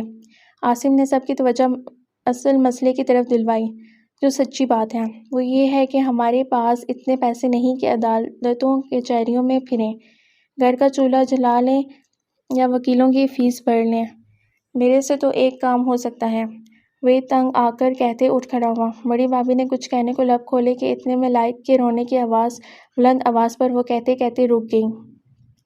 رانیہ راحیل کو صوفے پر بٹھاتے باہر کی جانب دوڑی، مگر صحن میں کھڑے روتے ہوئے لائق کو دیکھ کر اس کے اوسان ہتا ہو گئے، جس کی تھوڑی سے تیزی سے خون بہتا نیچے گرتا کچا سیمنٹ کا فرش رنگین کر رہا تھا۔ اس میں لائق کی طرف بڑھنے کی ہمت نہ ہوئی۔ عاصم نے آگے بڑھ کر اسے اٹھایا اور قریبی ڈاکٹر کے کلینک لے گیا۔ رانیہ 100 فکروں میں گری وہیں صحن میں موجود تخت پر گرنے کے سے انداز میں بیٹھ گئی۔ نہ جانے معصوم بچے کو کتنی چوٹ آئی تھی، کتنی تکلیف میں تھا، اور سب سے بڑھ کر اس کی دادی اور باپ کی چوٹ دیکھ کر اس کے ساتھ کیا برتاؤ کرتے۔ ابراہیم کا تو سوچ کر ہی رانیہ کے ہاتھ پیر ٹھنڈے پڑنے لگے۔ وہ واپس لوٹا تو ملازمہ کے ذریعے اسے معلوم ہوا کہ رانیہ بچوں کو لے کر باہر گئی ہے۔ وہ سر ہلاتا فریش ہونے چلا گیا۔ فریش ہو کر اس نے کھانا بھی کھا لیا، مگر بچے ابھی تک واپس نہ آئے۔ اس نے رانیہ کو کال کرنے کے لیے فون اٹھایا، مگر پھر اسے کال کرنے کا ارادہ ترک کرتے ڈرائیور کو کال ملائی، جس سے معلوم ہوا کہ رانیہ بچوں کو لے کر اپنی امی کے گھر آئی ہوئی ہے۔ اس کا خیال تھا کہ یہیں کہیں پارک یا مارکیٹ تک گئی ہوگی، مگر بچوں کو اس کی اجازت کے بغیر اپنے مائکے لے جانا اسے کچھ خاص پسند نہ آیا۔ ابراہیم نے ان کے لوٹنے پر رانیہ سے بات کرنے کا سوچا اور LED چلا کر لاؤنج میں بیٹھتے ان کا انتظار کرنے لگا۔ کافی وقت گزر گیا۔ اسکرین پر چلتا فٹ بال میچ، جسے اس نے کہیں درمیان سے دیکھنا شروع کیا تھا، ختم ہو گیا تھا، مگر ان لوگوں کی واپسی نہ ہوئی۔ اب اسے بے چینی ہونے لگی۔ ابراہیم نے ریموٹ کنٹرول سے LED بند کرتے دوبارہ ڈرائیور کو فون کرنے کو موبائل اٹھایا کہ اتنے میں باہر سے بچوں گاڑی کے دروازے کھلنے بند ہونے کی آواز آ گئی۔ وہ فون رکھتا واپس LED چلا کر اطمینان سے بیٹھ گیا۔ داخلی دروازہ کھلا۔ اچانک باپ کو سامنے بیٹھا دیکھ کر راحیل چہک کر ابراہیم کی طرف بھاگا، جس کو اس نے فوراً گود میں بٹھا کر پیار کیا۔ رانیہ کے ساتھ آتا لائق، جس کو اس نے نہ جانے کتنے جتن کر کے چپ کروایا تھا، باپ کو دیکھتے ایک بار پھر رونے لگا۔ لائق روتا ہوا ابراہیم کی جانب بڑھا، جو اس کی ٹھوڑی پر ہوئی بینڈیج کو تحیر و پریشانی سے دیکھتا خود بھی اس کے پاس آیا۔ گود میں اٹھائے راحیل کو نیچے اتارا اور نیچے بیٹھتے لائق کو دونوں کندھوں سے تھام کر دیکھا، جو رو رو کر اسے اپنی چوٹ کا بتا رہا تھا۔ اس نے ایک گسیلی نگاہ پیچھے مجرم بنی کھڑی رانیہ پر ڈالی، جس کے اس کی یوں غیر متوقع آمد پر ہی رہی سہی ہمت بھی جواب دے گئی تھی۔ بابا، میں ماما کے گھر گیا تھا، میرے چوٹ لگ گئی، بہت بلڈ نکلا، وہ بڑی بڑی آنکھوں میں آنسو بھرے بتا رہا تھا۔ بس میرا بیٹا بہادر ہے، رونا نہیں، بابا جلدی سے آپ کی چوٹ ٹھیک کر دیں گے۔ ابراہیم نے اسے اٹھاتے اپنے کندھے سے لگایا۔ بابا، راحیل نے لائق کو لالی پاپ دیا۔ ابراہیم کو لائق سے پیار کرتے دیکھ کے راحیل نے فرد سے اپنا کارنامہ بتاتے پیار لینے کی کوشش کی۔ اس کے بھولے پن پر مسکراتے ابراہیم دونوں بچوں کو لے کر صوفے پر بیٹھ گیا۔ لائق بیٹا، پانی پیو۔ رانیہ کچن سے پانی کا گلاس لاتے اس کے پاس آتے بولی۔ میں پلا دیتا ہوں، تم جا کر اس کے لیے جوس بنا دو۔ گھور کر کہتے اس نے پانی کا گلاس تھاما۔ اس کی نظروں سے اندر ہی اندر شرم سے پانی ہوتی رانیہ جی کہتی کچن میں جوس بنانے چلی گئی۔ راہی، ادھر بیٹھے رہو۔ راحیل صوفے سے اترتا اس کے پیچھے جانے لگا، مگر ابراہیم کی آواز پر رک گیا۔ کچن میں اپنی سوچوں میں افسردہ کھڑی رانیہ کو لاؤنج میں اورنج جوس بناتے خبر ہی نہ ہوئی کہ کب راحیل کچن میں آتا اس سے پانی مانگنے لگا۔ وہ میکانیکی انداز میں جوس نکالے جا رہی تھی۔ پتہ تو اسے تب چلا جب اچانک مشین بند ہونے پر اس نے ہڑبڑا کر اپنے سر پر کھڑے ابراہیم کو دیکھا۔ ماما، آپ نے کبھی راہی کو پانی نہیں دیا؟ وہ منہ بسور کر کہتا باہر چلا گیا، جبکہ رانیہ حالی نگاہوں سے کبھی ابراہیم کو تو کبھی دروازے کو دیکھتی جہاں سے راحیل باہر گیا تھا۔ ابراہیم نے اس بات کا کوئی اور ہی مطلب اخذ کرنا تھا اور وہی ہوا۔ کیا تم اس طرح میرے بچوں سے بدلے اتارتی ہو، انہیں پیاسا رکھ کر؟ وہ کب سے پانی مانگ رہا تھا۔ ابراہیم کی بدگمانی عروج پر تھی۔ آپ غلط سمجھ رہے ہیں، مجھے جوس بناتے پتہ نہیں چلا۔ صحیح کہہ رہی ہو، یہاں ہوتی تو پتہ چلتا، نہ جانے تمہارا دماغ کن ہواؤں میں رہنے لگا ہے۔ ابراہیم، لائق کو یہ چوٹ کیسے لگی؟ اس کی بات کاٹتے ابراہیم نے کڑے لہجے میں پوچھا۔ لائق نے آپ کو بتایا تو ہے کہ چوٹ کیسے لگی ہے۔ وہ منمنائی۔ دل تھا کہ تیزی سے بے لگام گھوڑے کی طرح دھڑک رہا تھا، نہ جانے اسے اتنا ڈر کیوں لگ رہا تھا۔ وہ تو بچہ ہے، تمہارے ڈر سے اس نے ایسا بولا ہوگا، مگر میں بچہ نہیں ہوں۔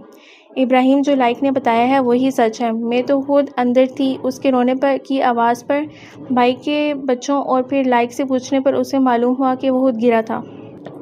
ایک تو تم میرے بچوں کو میری اجازت کے بغیر لے کر گئی، اوپر سے اس قدر لاپرواہی۔ کیا میں جان سکتا ہوں کہ تم نے میرے سے اجازت لینے کی ضرورت کیوں محسوس نہیں کی؟ اس کی وضاحت پر ابراہیم مزید مشتعل ہوا۔ سینے پر ہاتھ باندھے وہ چٹان بن کر اس کے سامنے کھڑا جواب کا منتظر تھا۔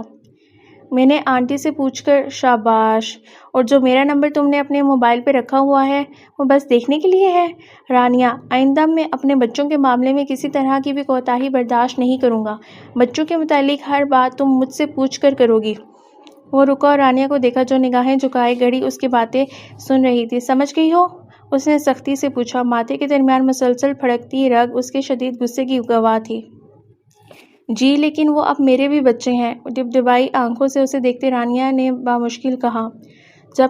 جب ان کا خیال رکھنا آ جائے گا پھر یہ بات کرنا۔ وہ اس کی لاپرواہی پر چوٹ کرتا بولا۔ راحیل کے لیے پانی لیتے وہ جانے لگا کہ کچھ یاد آنے پر دروازے میں رکا۔ اور ہاں، آئندہ بچے تمہاری امی کے گھر نہیں جائیں گے۔ اگر ممی گھر پر نہیں ہے تو تم بچوں کو ساتھ لے کر جانے کے بجائے خود گھر رکو گی۔ وہ حکم صادر کرتے بچوں کے پاس چلا گیا، جبکہ پیچھے کھڑی رانیہ دل برا کرتی روتے ہوئے دوبارہ جوس بنانے لگی۔ تو یہ طے تھا کہ وہ چاہے جتنا مرضی کر لے، وہ کبھی بھی ان کی ماں نہیں بن سکتی تھی۔ ایک غلطی پر اس کا سارا پیار و محبت ایک سوالیہ نشان بن جایا کرے گا۔ اوائل مارچ کے دن تھے، موسم نے یکدم انگڑائی لی تھی، بہار کی آمد تھی۔ بے رنگ پتوں نے رنگ بدلنا شروع کر دیا تھا، بھورے پتوں میں کہیں کہیں سبز رنگ کا عکس دکھائی دیتا۔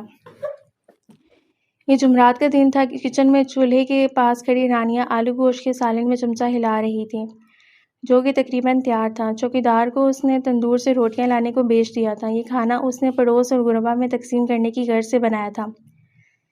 شادی سے قبل مہینے میں ایک آدھ مرتبہ وہ ایسا ضرور کرتی، یہاں آ کر بھی اس نے اپنی یہ عادت نہ چھوڑی۔ مما، آپ کھانا کیوں بنا رہی ہیں؟ راحیل کا سوال بجا تھا، کیونکہ عام طور پر کھانا نگہت باورچن بناتی۔ رانیہ محض دل کرنے پر اپنے بچوں کے لیے کچھ ہلکا پھلکا سا بنا لیتی تھی۔ آج خلاف معمول ماں کو کچن میں دیکھ کر وہ پوچھ بیٹھا۔ کیونکہ مما کا دل کر رہا ہے سب کو کھانا دیں۔ راحیل کو بشاشت سے دیکھتی رانیہ بولی۔ سب کو؟ کس کو؟ سب گھروں میں، نگہت باجی کو، افضل انکل کو، بریکٹ ڈرائیور کو، گارڈ کو۔ مما، ہم خود کو بھی دیں گے؟ ساری بات توجہ سے سنتے راحیل نے جب گھر کے کسی فرد کا نام نہ سنا تو ناچار اسے خود ہی کہنا پڑا۔ اس معصوم کا خیال تھا کہ شاید انہیں آج کھانا نہ ملے۔ رانیہ کو اس پر ٹوٹ کر پیار آیا، نیچے جھکتے اس کے سرخ پھولے گال چوم ڈالے۔ اتنے میں لائق اپنی ڈرائنگ پکڑے کچن میں آیا۔ مما لک، اس کا زخم بڑھ چکا تھا۔ ابراہیم کی بتائی ٹیوب رانیہ باقاعدہ اس سے لگاتی، جس کے باعث ہلکا سا نشان باقی رہ گیا تھا، جو کہ بغور دیکھنے پر معلوم ہوتا۔ بہت پیاری ہے، اس نے لائق کے ہاتھ میں پکڑے پیپر پر بنی رنگین گاڑی کو دیکھتے کہا۔ مما، یہ راہی کو بنانا آتا؟ رانیہ کی توجہ لائق پر دیکھتے راحیل نے ہانڈی کی طرف اشارہ کرتے کہا۔ اچھا، اس نے مصنوعی حیرت و خوشی کا اظہار کرتے کہا، جبکہ لائق نئی ڈرائنگ بنانے کی غرض سے باہر چلا گیا۔ بس راہی کو نہیں پتا اندر کیا ڈالنا۔ اس سے پہلے کہ ماں اس سے کچھ اور پوچھے، راحیل نے معصومیت سے ہونٹوں پر ہاتھ رکھتے سر دائیں بائیں ہلاتے کہا۔ یوں ہی توجہ حاصل کرنے کے لیے راحیل کی چھوٹی چھوٹی باتیں اسے سارا دن کھلکھلانے پر مجبور کرتی۔ سالن تیار ہونے پر وہ پتیلے کے نیچے آنچ بند کرتی راحیل کو لیے بشرا صاحبہ کے پاس چلی گئی۔ اب بس گارڈ کا انتظار تھا، جیسے ہی روٹیاں آتی وہ کھانا تقسیم کرنا شروع کرتی۔ تھوڑی دیر پہلے وہ کھانا بانٹ کر فارغ ہوئی تھی۔ بشرا صاحبہ کو اس کا یہ عمل کافی اچھا لگا تھا، جس کا انہوں نے برملا اظہار کیا تھا۔ بچے اپنی دادی کے پاس تھے۔ وہ نہانے کی غرض سے باتھ روم جانے لگی کہ فون کی بجتی گھنٹی پر اس نے چارجنگ پر لگا فون اٹھایا۔ وحید کی کال تھی۔ ابراہیم کی غیر موجودگی میں وہ اپنا اور اس کا مشترکہ کمرہ استعمال کرتی۔ بشرا صاحبہ نے اس کا سارا سامان بھی بچوں کے کمرے سے ابراہیم کے کمرے میں شفٹ کروا دیا تھا۔ اس بات پر ابراہیم نے خاموشی سے سمجھوتا کر لیا۔ السلام علیکم، کال ریسیو کرتے وہ بولی۔ وعلیکم السلام، رانیہ کیسی ہو؟ اللہ کا شکر ہے، تم سناؤ ٹھیک ہو؟ بھابھی کیسی ہے؟ صحیح ہے۔ ابراہیم بھائی کہاں ہیں؟ وہ لاہور ہیں۔ وحید کے سوال کا جواب دیتے رانیہ نے تعجب سے دریافت کیا، سب خیریت؟ رانیہ دراصل بات یوں ہے کہ جن لوگوں کے ہم نے پیسے دینے ہیں وہ دکان پر عاصم کے پاس آئے بیٹھے ہیں، ساتھ 5-6 اور بندے لائے ہیں۔ 2 لاکھ ہم نے دوست احباب سے قرضہ لے کر جمع کر لیے ہیں، مگر وہ لوگ باقی کی رقم اکٹھی کرنے کے لیے مزید وقت نہیں دے رہے۔ ایسی بھی کیا اعتباری، ہم کہیں بھاگے تھوڑی جا رہے ہیں؟ وہ پریشانی سے جلا کر بولی، پہلے ہی بڑی مشکل سے اتنا وقت لیا تھا، 1 مہینے سے اوپر وقت ہو گیا ہے۔ ہمیں ابا جی سے امید تھی مگر انہوں نے ہمارے ساتھ بڑی زیادتی کی ہے۔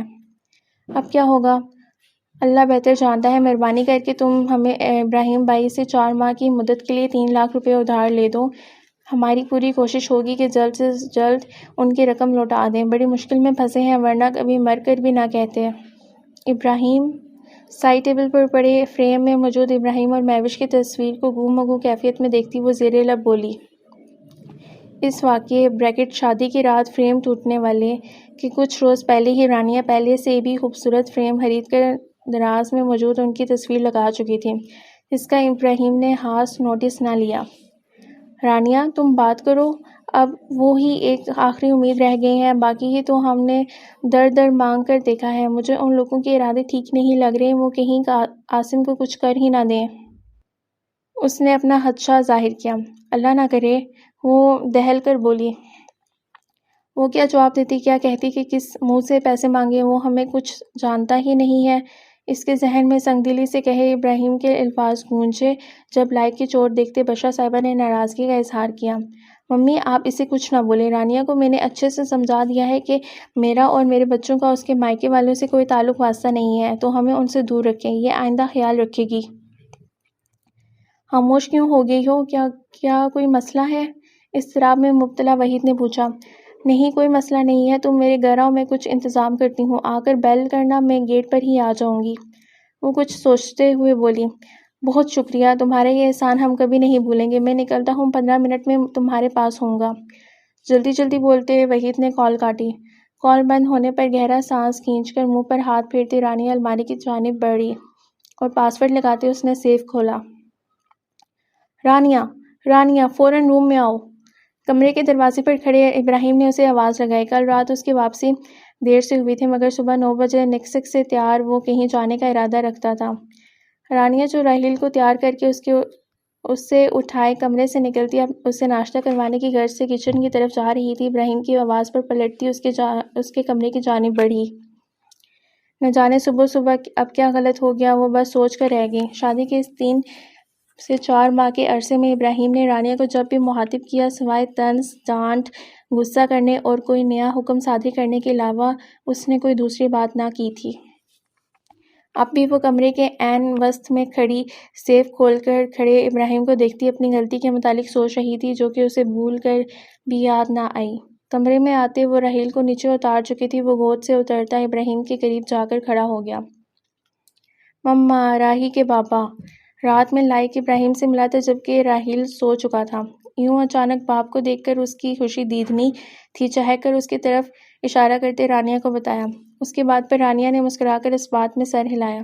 ادھر سیف میں میرے پیسے پڑے تھے، اب رقم کم ہے، تم نے لیے ہیں؟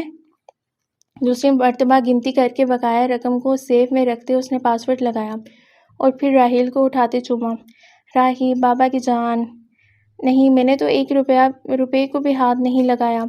تو پھر کس نے لگایا ہے؟ پیشانی پر بل ڈالے اس نے آزردگی سے پوچھا۔ مجھے نہیں پتا، اس نے فوراً گھبرا کر کہا۔ تو پھر کسے پتا ہے؟ 2.5 لاکھ روپے کم ہے اور تم کہہ رہی ہو کہ تمہیں نہیں معلوم پیسے کہاں ہیں؟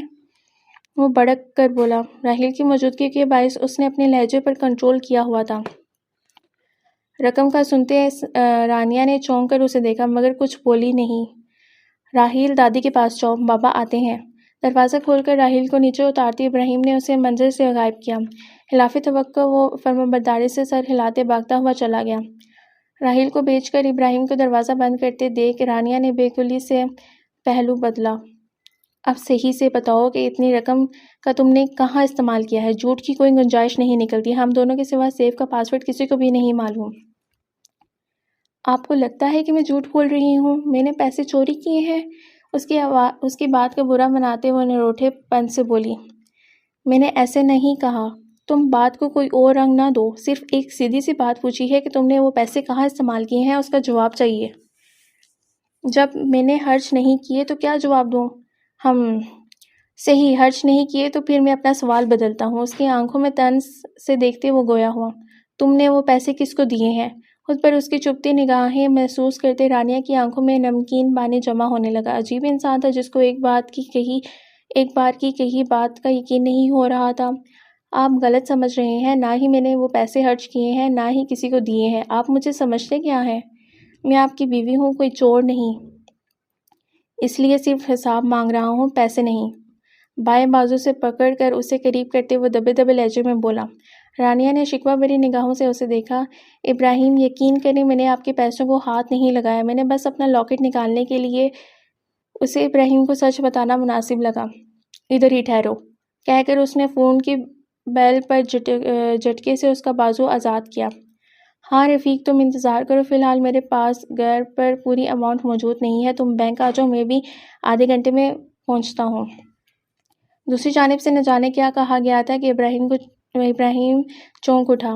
50,000؟ اس نے زیر لب دہراتے یاد کیا اور یکدم اسے یاد آتا چلا گیا۔ وہ 2.5 لاکھ کی رقم تو اس نے خود ہی پچھلے ہفتے جانے سے قبل عجلت میں فون پر بات کرتے رفیق کو پکڑائی تھی، وہ کیسے بھول گیا تھا؟ پیشانی مسلتے اس نے جلدی بات ختم کر کے فون رکھا اور دوبارہ رانیہ کی طرف متوجہ ہوا، جو ہاتھ کی پشت سے اپنی آنکھیں رگڑ کر صاف کر رہی تھی۔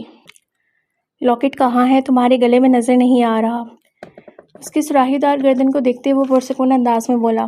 رانیہ پر یہ بات آشکار کرنا کہ وہ خود ہی رقم استعمال کر کے بھول گیا تھا اسے اپنی انا کے خلاف لگا۔ اس لیے اس بات کو ختم کرتے ہوئے رانیہ کی کہی دوسری بات کی طرف آیا۔ نظریں جھکائے دھڑکتے دل کے ساتھ اس نے سارا معاملہ کہہ سنایا۔ ممی کو معلوم ہے؟ ایک نظر اس کے جھکے چہرے کو دیکھتے ہوئے ابراہیم نے سوال کیا۔ رانیہ نے نفی میں سر ہلایا۔ مجھے تو تم کوئی بات بتانا ضروری نہیں سمجھتی، کم سے کم ممی کو تو بتا دیتی، ان سے پوچھ لیتی۔ اس بات کا رانیہ کے پاس کوئی جواب نہ تھا۔ میں نے تمہیں کیا کہا تھا کہ جو اپنے موبائل میں میرا نمبر سیو کیا ہے، کام کے وقت اس پر کال بھی کر لیا کرو۔ آپ نے کہا تھا، لیکن بچوں کے معاملے میں کہا تھا، مجھ سے، میرے گھر والوں سے تو آپ کا کوئی تعلق واسطہ نہیں ہے۔ ایک مرتبہ پھر امٹنے والے آنسو صاف کرتی وہ اس کی کہی بات لوٹا گئی۔ پہلے میری کون سی بات کو تم نے سنجیدگی سے لیا ہے جو اس بات کو پلو سے باندھ کر بیٹھ گئی؟ رانیہ، تمہاری عقل کہاں ہے؟ شہادت کی انگلی سے اس کی پیشانی بجاتے ابراہیم ہفکے سے بولا۔ ممی کو وہ لاکٹ میرے مرحوم دادا نے دیا تھا، وہ خاص تھا، انہوں نے وہ لاکٹ مہوش کو بھی نہیں دیا تھا، پر تمہیں دیا، اور تم نے کیا کیا؟ اگر تم مجھ سے یا ان سے بات کر لیتی تو اس بات کا کوئی اور حل نکالا جا سکتا تھا۔ پلیز، آئی ایم سوری، مجھے نہیں معلوم تھا، اور اگر پتہ ہوتا تو میں کوئی اور چیز دے دیتی۔ ابراہیم نے اس کا جملہ مکمل کیا۔ شاباش، تو میں کیا کرتی؟ وہ بے بسی سے بولی۔ تمہارے بھائی نے جب میرے پیسے مانگنے کا کہا تھا تو تمہیں کس نے اتنی عقل لڑانے کو کہا تھا؟ پتہ نہیں وہ بھی کیا سمجھ رہا ہوگا۔ خیر، تم نے جو کرنا تھا وہ کر لیا ہے۔ اب ایسے کرو، اپنے بھائی کو کال کر کے جولر کا پوچھو تاکہ وہ لاکٹ واپس لایا جا سکے۔ مگر پیسے؟ انہوں نے 4 کا وقت مانگا ہے، وہ نگاہیں چراتے بولی۔ وہ تمہارا اور تمہارے بھائیوں کا معاملہ ہے، جب بھی وہ لوٹا دیں گے تم اپنے پاس رکھ لینا، اس نے بڑی سہولت سے کہا۔ میں ان پیسوں کی بات نہیں کر رہی تھی، جن کی بھی کر رہی تھی۔ اب جلدی کال کر کے بتا کرو، میں باہر جا رہا ہوں، واپسی پر لے آؤں گا۔ وہ اکتا کر بولا۔ آگے سے کوئی بھی بات ہو تم میرے سے شیئر کرو گی، اوکے؟ اوکے، وہ ادھر ادھر دیکھتے بولی۔ ادھر میری طرف دیکھ کر کہو، وہ ڈپٹ کر بولا۔ جی ٹھیک ہے، اس کے چہرے کو دیکھتی ہی رانیہ بولی۔ یہ بات گھر میں کسی کو معلوم نہ ہو، راحیل کا خیال رکھنا، میں چلتا ہوں، کہہ کر وہ گاڑی کی چابی اٹھاتا باہر نکلا، جبکہ رانیہ وہیں بیڈ پر بیٹھ گئی۔ وہ اس کے پل میں ماشا والے انداز سے چکرا کر رہ گئی تھی۔ اپنا سر تھامتے وہ غائب ہونے والی 2.5 لاکھ روپے کی بابت سوچنے ہی لگی کہ یاد آنے پر جلدی سے باہر نکلتی اپنا موبائل تلاش کرنے لگی جو لائق صبح اسکول جانے سے قبل نہ جانے کہاں رکھ گیا تھا۔ دن ڈل چکا تھا، قطرہ قطرہ کر کے شام کی نیلاہٹ اندھیرے میں تبدیل ہو رہی تھی۔ لانچ میں لگی گھڑی 7:30 بجا رہی تھی جب وہ خوشبوؤں میں گھرا معمول سے ہٹ کر سیاہ شلوار قمیض میں ملبوس بچوں کے کمرے میں داخل ہوا۔ آج لائق کی سالگرہ تھی۔ اس سال بچوں کی نانی نے اپنے گھر سالگرہ منانے کی خواہش ظاہر کی جس کا بشرا صاحبہ اور ابراہیم نے احترام کیا۔ اسی سلسلے میں آج رات کا کھانا وہاں تھا جس کے بعد کیک کاٹا جاتا۔ دونوں بچے تیار تھے۔ رانیہ راحیل کے لاڈ اٹھاتی اسے جوتا پہنا رہی تھی۔ بابا ہم جانے لگے؟ اس کو دیکھتے لائق نے پوچھا۔ جی بیٹا۔ بابا میرا گفٹ کب دیں گے؟ لائق کے سوال پر زیر لب مسکراتے رانیہ نے اپنا کام جاری رکھا۔ ابراہیم سے اس کی مسکراہٹ چھپی نہ رہ سکی۔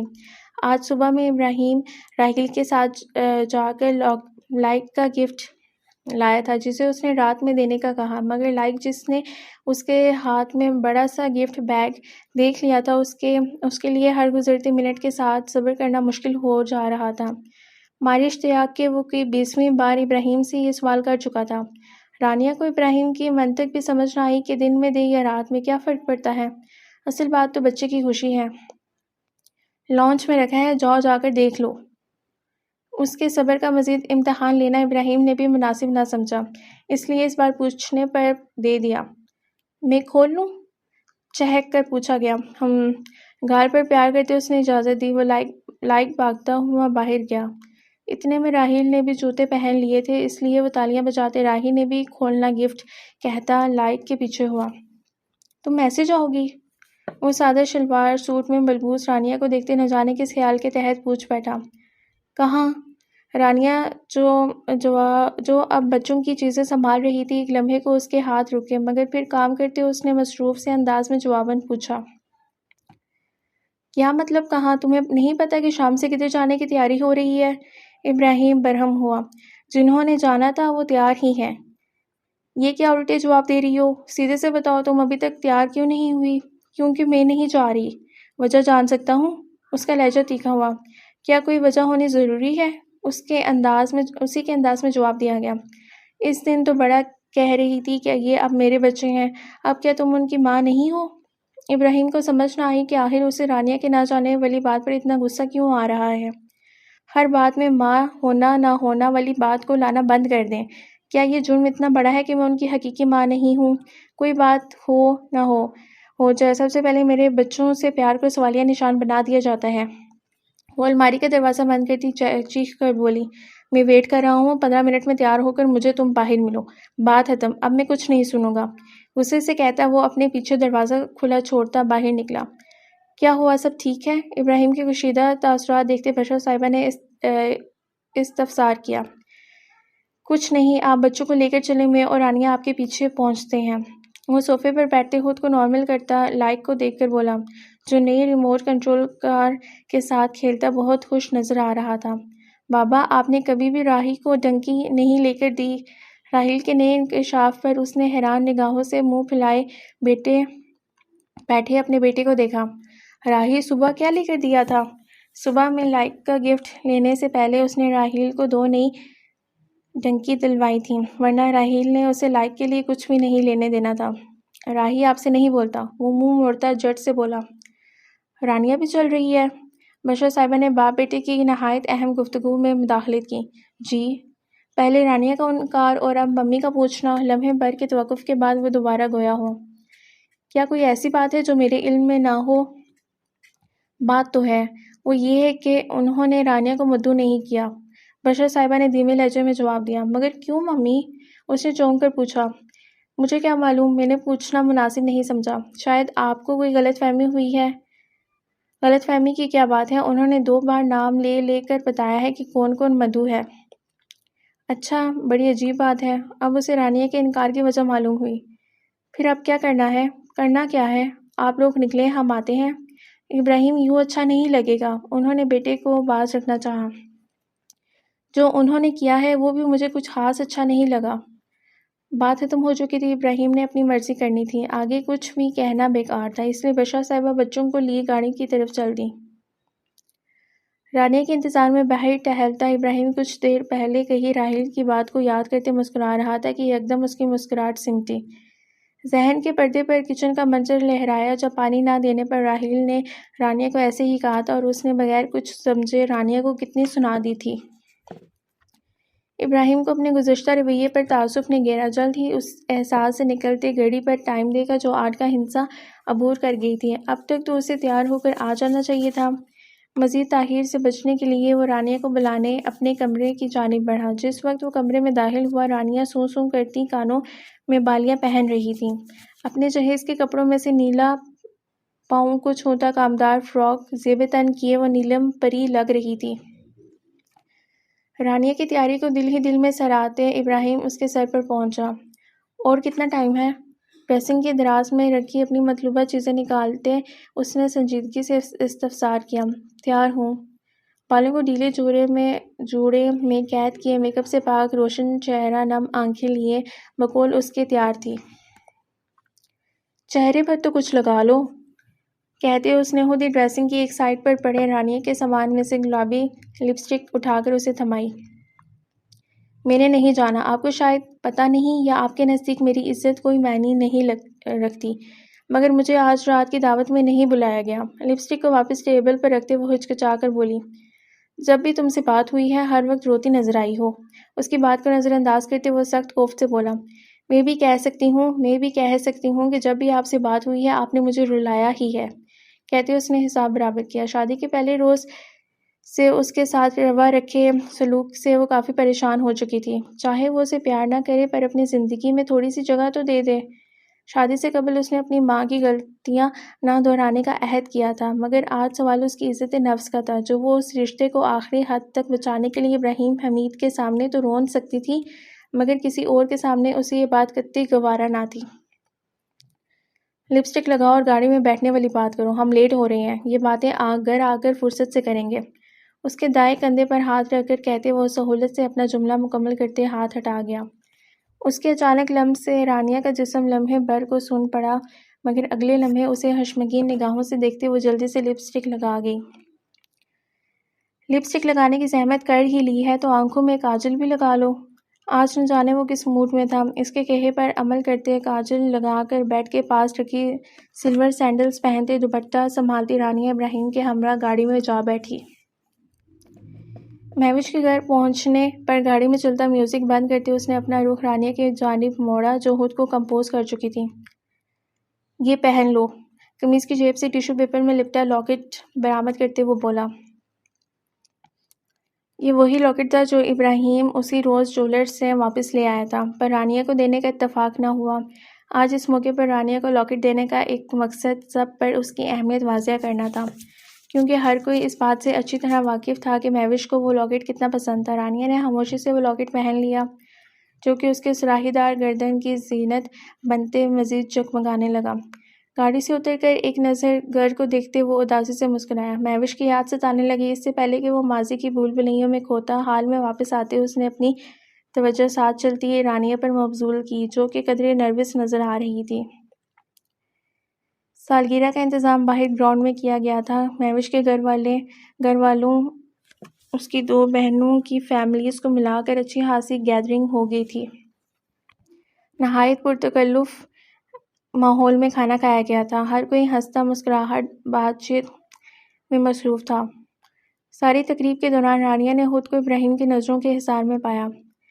کیک کاٹنے کا وقت آیا تو اپنی جگہ ابراہیم نے رانیہ کو لائک کے ساتھ کاٹنے کا کہا۔ رانیہ اس کی بات پر اتنے سارے لوگوں کی موجودگی میں تذبذب کا شکار ہوئی مگر اس کے دوبارہ کہنے پر آگے بڑھتے لائک کا ہاتھ تھامتے کیک کٹوایا۔ ہر طرف تالیوں کا شور اٹھا۔ یہ منظر وہاں موجود چند ایک لوگوں کو پسند نہ آیا مگر خاموشی میں مصلحت تھی۔ اس کے بعد سب نے باری باری آ کر لائک کو گفٹس دیے جنہیں وہ تھینک یو کہہ کر قبول کر رہا تھا جبکہ راحیل تھک کر اپنی دادی کی گود میں بیٹھا بیٹھا سو گیا تھا۔ سارا فنکشن بڑی خوش اسلوبی سے انجام پایا۔ واپسی پر مہوش کی ماں نے رانیہ سے معذرت کرتے ہوئے اسے 5000 کا نوٹ تھمایا۔ بیٹا مجھے ابھی بشرا سے معلوم ہوا ہے کہ فریحہ ان کی بہو نے تمہارا نام نہیں لیا تھا۔ دراصل فریحہ مہوش کو لے کر بہت ٹچی ہے، شاید یہ وجہ بنی ہو۔ مگر تمہارے آنے کی بہت خوشی ہوئی۔ میری مہوش بھی تمہاری طرح کسی بات کو انا کا مسئلہ نہیں بناتی تھی، کہتے وہ اس کا ماتھا چوم گئی۔ بچوں کو تمہارے ساتھ خوش دیکھ کر دلی سکون حاصل ہوا ہے، اللہ تمہیں ہمیشہ خوش رکھے۔ آمین، کہتی رانیہ نے محض مسکرا کر سر ہلانے پر اکتفا کیا۔ برابر میں کھڑا ابراہیم آسودہ سا مسکرا دیا۔ وہ جو خود مہوش کو بھول کر رانیہ کو اس کی جگہ نہیں دے پا رہا تھا، کسی اور سے کیا شکوہ کرتا۔ واپسی کا سفر خاموشی سے گزرا۔ گھر آ کر وہ بچوں کو لیے ان کے کمرے میں بند ہو گئی۔ ابراہیم اپنے کمرے میں چلا گیا۔ چینج کر کے بیڈ پر لیٹتے جب کافی دیر کروٹیں بدلنے بہت کوشش کے باوجود اسے نیند نہ آئی تو وہ بستر چھوڑتا اٹھا۔ کمرے کا دروازہ کھول کر وہ کوریڈور سے گزرتا لاؤنج میں آیا۔ ادھر کا دروازہ کھلا دیکھ کر ابراہیم بند کرنے لگا کہ دروازے کے باہر انٹرنس پر بنی 3 سیڑھیوں میں سے ایک پر رانیہ کو بیٹھا پایا۔ وہ چلتا ہوا اس سے تھوڑا فاصلہ رکھ کر پاس بیٹھ گیا۔ انسان جہاں بھی چلا جائے، جو بھی پالے، مگر ماضی کی تکلیف دہ یادیں وقتاً فوقتاً اس کے دل کے دریچوں پر دستک دیتی رہتی ہیں، جنہیں یاد کرتا اداس ہو جاتا ہے۔ آج رانیہ کو بھی ان یادوں سے چھٹکارا حاصل کرنا مشکل لگ رہا تھا۔ دل گھبرانے پر وہ سانس لینے کو کھلی فضا میں آ کر بیٹھ گئی۔ راحیل تو کب کا سو چکا تھا، لائق بھی گھر آتے اس سے پارٹی کی باتیں کرتا کرتا سو گیا۔ وہاں بیٹھے تھوڑی دیر گزری تھی کہ اس نے اپنے قریب قدموں کی چاپ سنی اور پھر ایک وجود اس کے پاس آ بیٹھا۔ وہ بغیر دیکھے اس کے مخصوص خوشبو سے ہی بتا سکتی تھی کہ وہ ابراہیم ہے۔ اسے نظر انداز کیے وہ آسمان پر نظر آتے پورے چاند کو دیکھنے لگی، جس کی چاندنی میں بیٹھی وہ کوئی چاندنی کا مجسمہ لگ رہی تھی۔ آپ کو کچھ چاہیے؟ ابراہیم کے کچھ بولنے کی منتظر رانیہ نے اسے بولتے نہ دیکھ کر دونوں کے درمیان موجود خاموشی کی دیوار کو توڑا۔ اسے تھا شاید وہ اسے آج فنکشن پر لے جانے کی کوئی توجہ پیش کرے گا، مگر نہیں، وہ تو چپ بیٹھا تھا۔ نہیں، یک لفظی جواب آیا اور ایک بار پھر دونوں کے بیچ گہری خاموشی چھا گئی۔ کیا سوچ رہی تھی؟ اب کی بار ابراہیم نے بات کرنے میں پہل کی۔ سوچ رہی تھی کہ زندگی کی خوشیوں میں میرا حصہ کہاں کھو گیا ہے۔ وہ کچھ دیر بعد دل ہی سے مسکراتی بولی۔ خوشی انسان کے اندر ہوتی ہے جو تلاش کرنے پر مل جاتی ہے۔ دوسروں کی ذات سے خوشیاں تلاش کرنے کی کوشش کرو گی تو شاید تمہارے حصے کی خوشی تمہیں کبھی نہ ملے۔ وہ بولا تو اس کے لہجے میں زبانوں کی تھکن تھی۔ وہ لمحے بھر کو سانس لینے کو رکا۔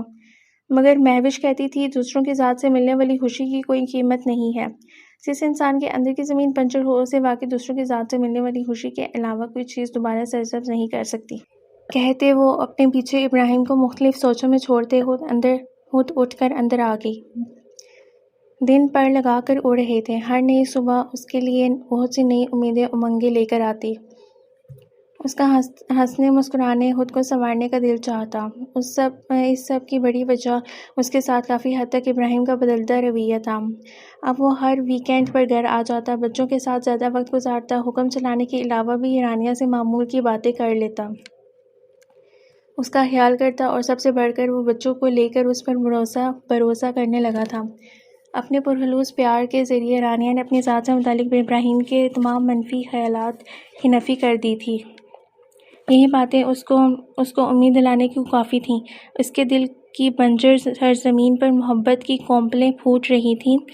شادی سے قبل اس کو اس رشتے سے کوئی خاص امید وابستہ نہ تھی۔ اگر دل میں کہیں کوئی خوشگمانی تھی تو وہ ابراہیم کی پہلی رات والی گفتگو نے ختم کر دی تھی۔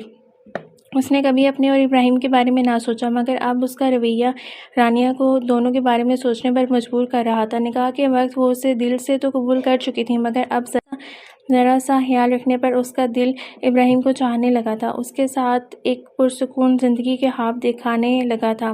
تھوڑی سی قدر اور وفاداری کے علاوہ وہ خود کے لیے کچھ نہ چاہتی تھی۔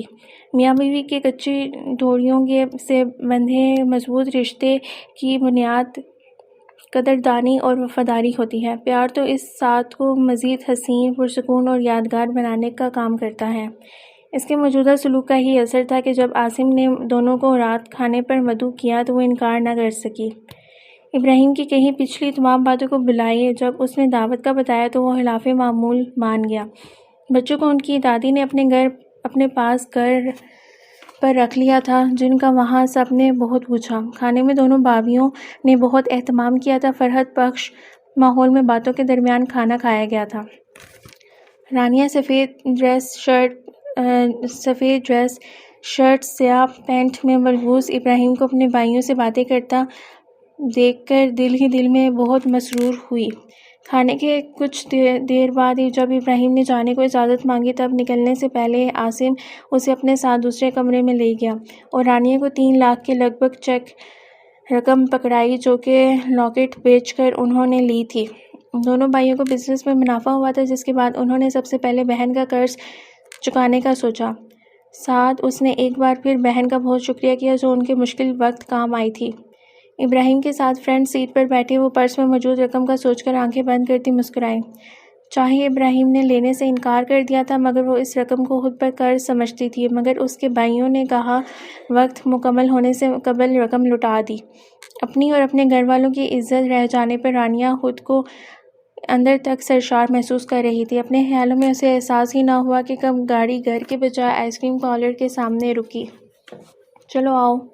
ابراہیم کے بلانے پر خود گاڑی بند کر کے اترتا اسے آنے کا کہہ کر رہا تھا۔ رانیہ چونک کر پہلے اسے اور پھر باہر نظر آتی بلڈنگ کو دیکھا۔ سر ہلا کر بیگ وہیں گاڑی میں چھوڑتے ہوئے اس کے پیچھے اندر داخل ہوئی تھی۔ آئس کریم پارلر کے اندر تمام دیواروں پر فلمی پوسٹرز لگائے گئے تھے۔ اوپر سے لگی اسپاٹ لائٹس اندر کے ماحول کو مزید فلمی بنا رہی تھیں۔ وہ دونوں کونے والی میز پر آمنے سامنے بیٹھ گئے تھے۔ آج جتنی آس سے رانیہ نے اس کے پاس آ کر پوچھا تھا، طبیعت خرابی کے باوجود وہ جانے پر راضی ہو گیا، مگر اب سر درد کافی بڑھ چکا تھا۔ اس نے باہر سے کافی پی کر گھر جاتے میڈیسن لے کر سونے کا سوچا۔ اس طرح رانیہ کے ساتھ مزید وقت گزارنے اس کو جاننے کا موقع بھی مل جاتا، جو اسے خاموش مگر بہت حساس بشاش نظر آ رہی تھی۔ ہلکے کام والے میرون سوٹ میں ملبوس رانیہ کا دمکتا چہرہ بار بار اس کی نگاہوں کو اپنی طرف متوجہ کرتا۔ تم کیا لوگی؟ مینیو کارڈ پر دیکھتے اس نے سرسری انداز میں رانیہ سے پوچھا، جس نے اپنے سامنے رکھا مینیو دیکھنے کی زحمت نہ کی تھی۔ کچھ بھی نہیں، ابھی تو کھانا کھا کر آئی ہوں۔ وہ صباؤ سے انکار کر گئی۔ اصل میں وہ یوں پہلی دفعہ ابراہیم کے ساتھ آنے پر تھوڑا نروس ہو رہی تھی، جس کے باعث اسے سمجھ نہ آیا کہ کیا آرڈر کرے، اس لیے انکار کر گئی۔ میں بھی تمہارے ساتھ ہی کھانا کھا کر آیا ہوں، اب اگر میں کچھ لے رہا ہوں تو تم بھی اپنے لیے کچھ آرڈر کر لو۔ اس کی بات پر لبوں پر کھیلتی مسکراہٹ کو چھپاتے وہ سنجیدگی سے بولا، پھر آپ اپنی مرضی سے آرڈر کر دیں۔ ٹیبل پر پینٹ کیے گئے نقش و نگار کو دیکھنے کے درمیان اس نے لمحے بھر کو اسے دیکھتے سادگی سے کہا، اوکے، کون سی آئس کریم کھاتی ہو؟ اب یہ نہ کہنا کہ وہ بھی اپنی مرضی کی آرڈر کر دوں۔ آخر میں وہ اسے چھیڑتا بولا، چاکلیٹ۔ اس کا مزاج بھانپتے شرمیلی مسکراہٹ کے ساتھ جواب دیا۔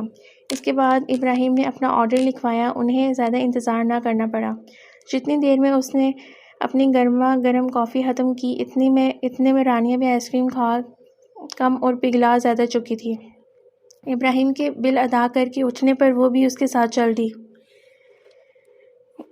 گھر آ کر اس نے رانیہ کو بچوں کو دیکھ لینے کے بعد اپنے روم میں پانی کے ساتھ میڈیسن دے جانے کا کہا۔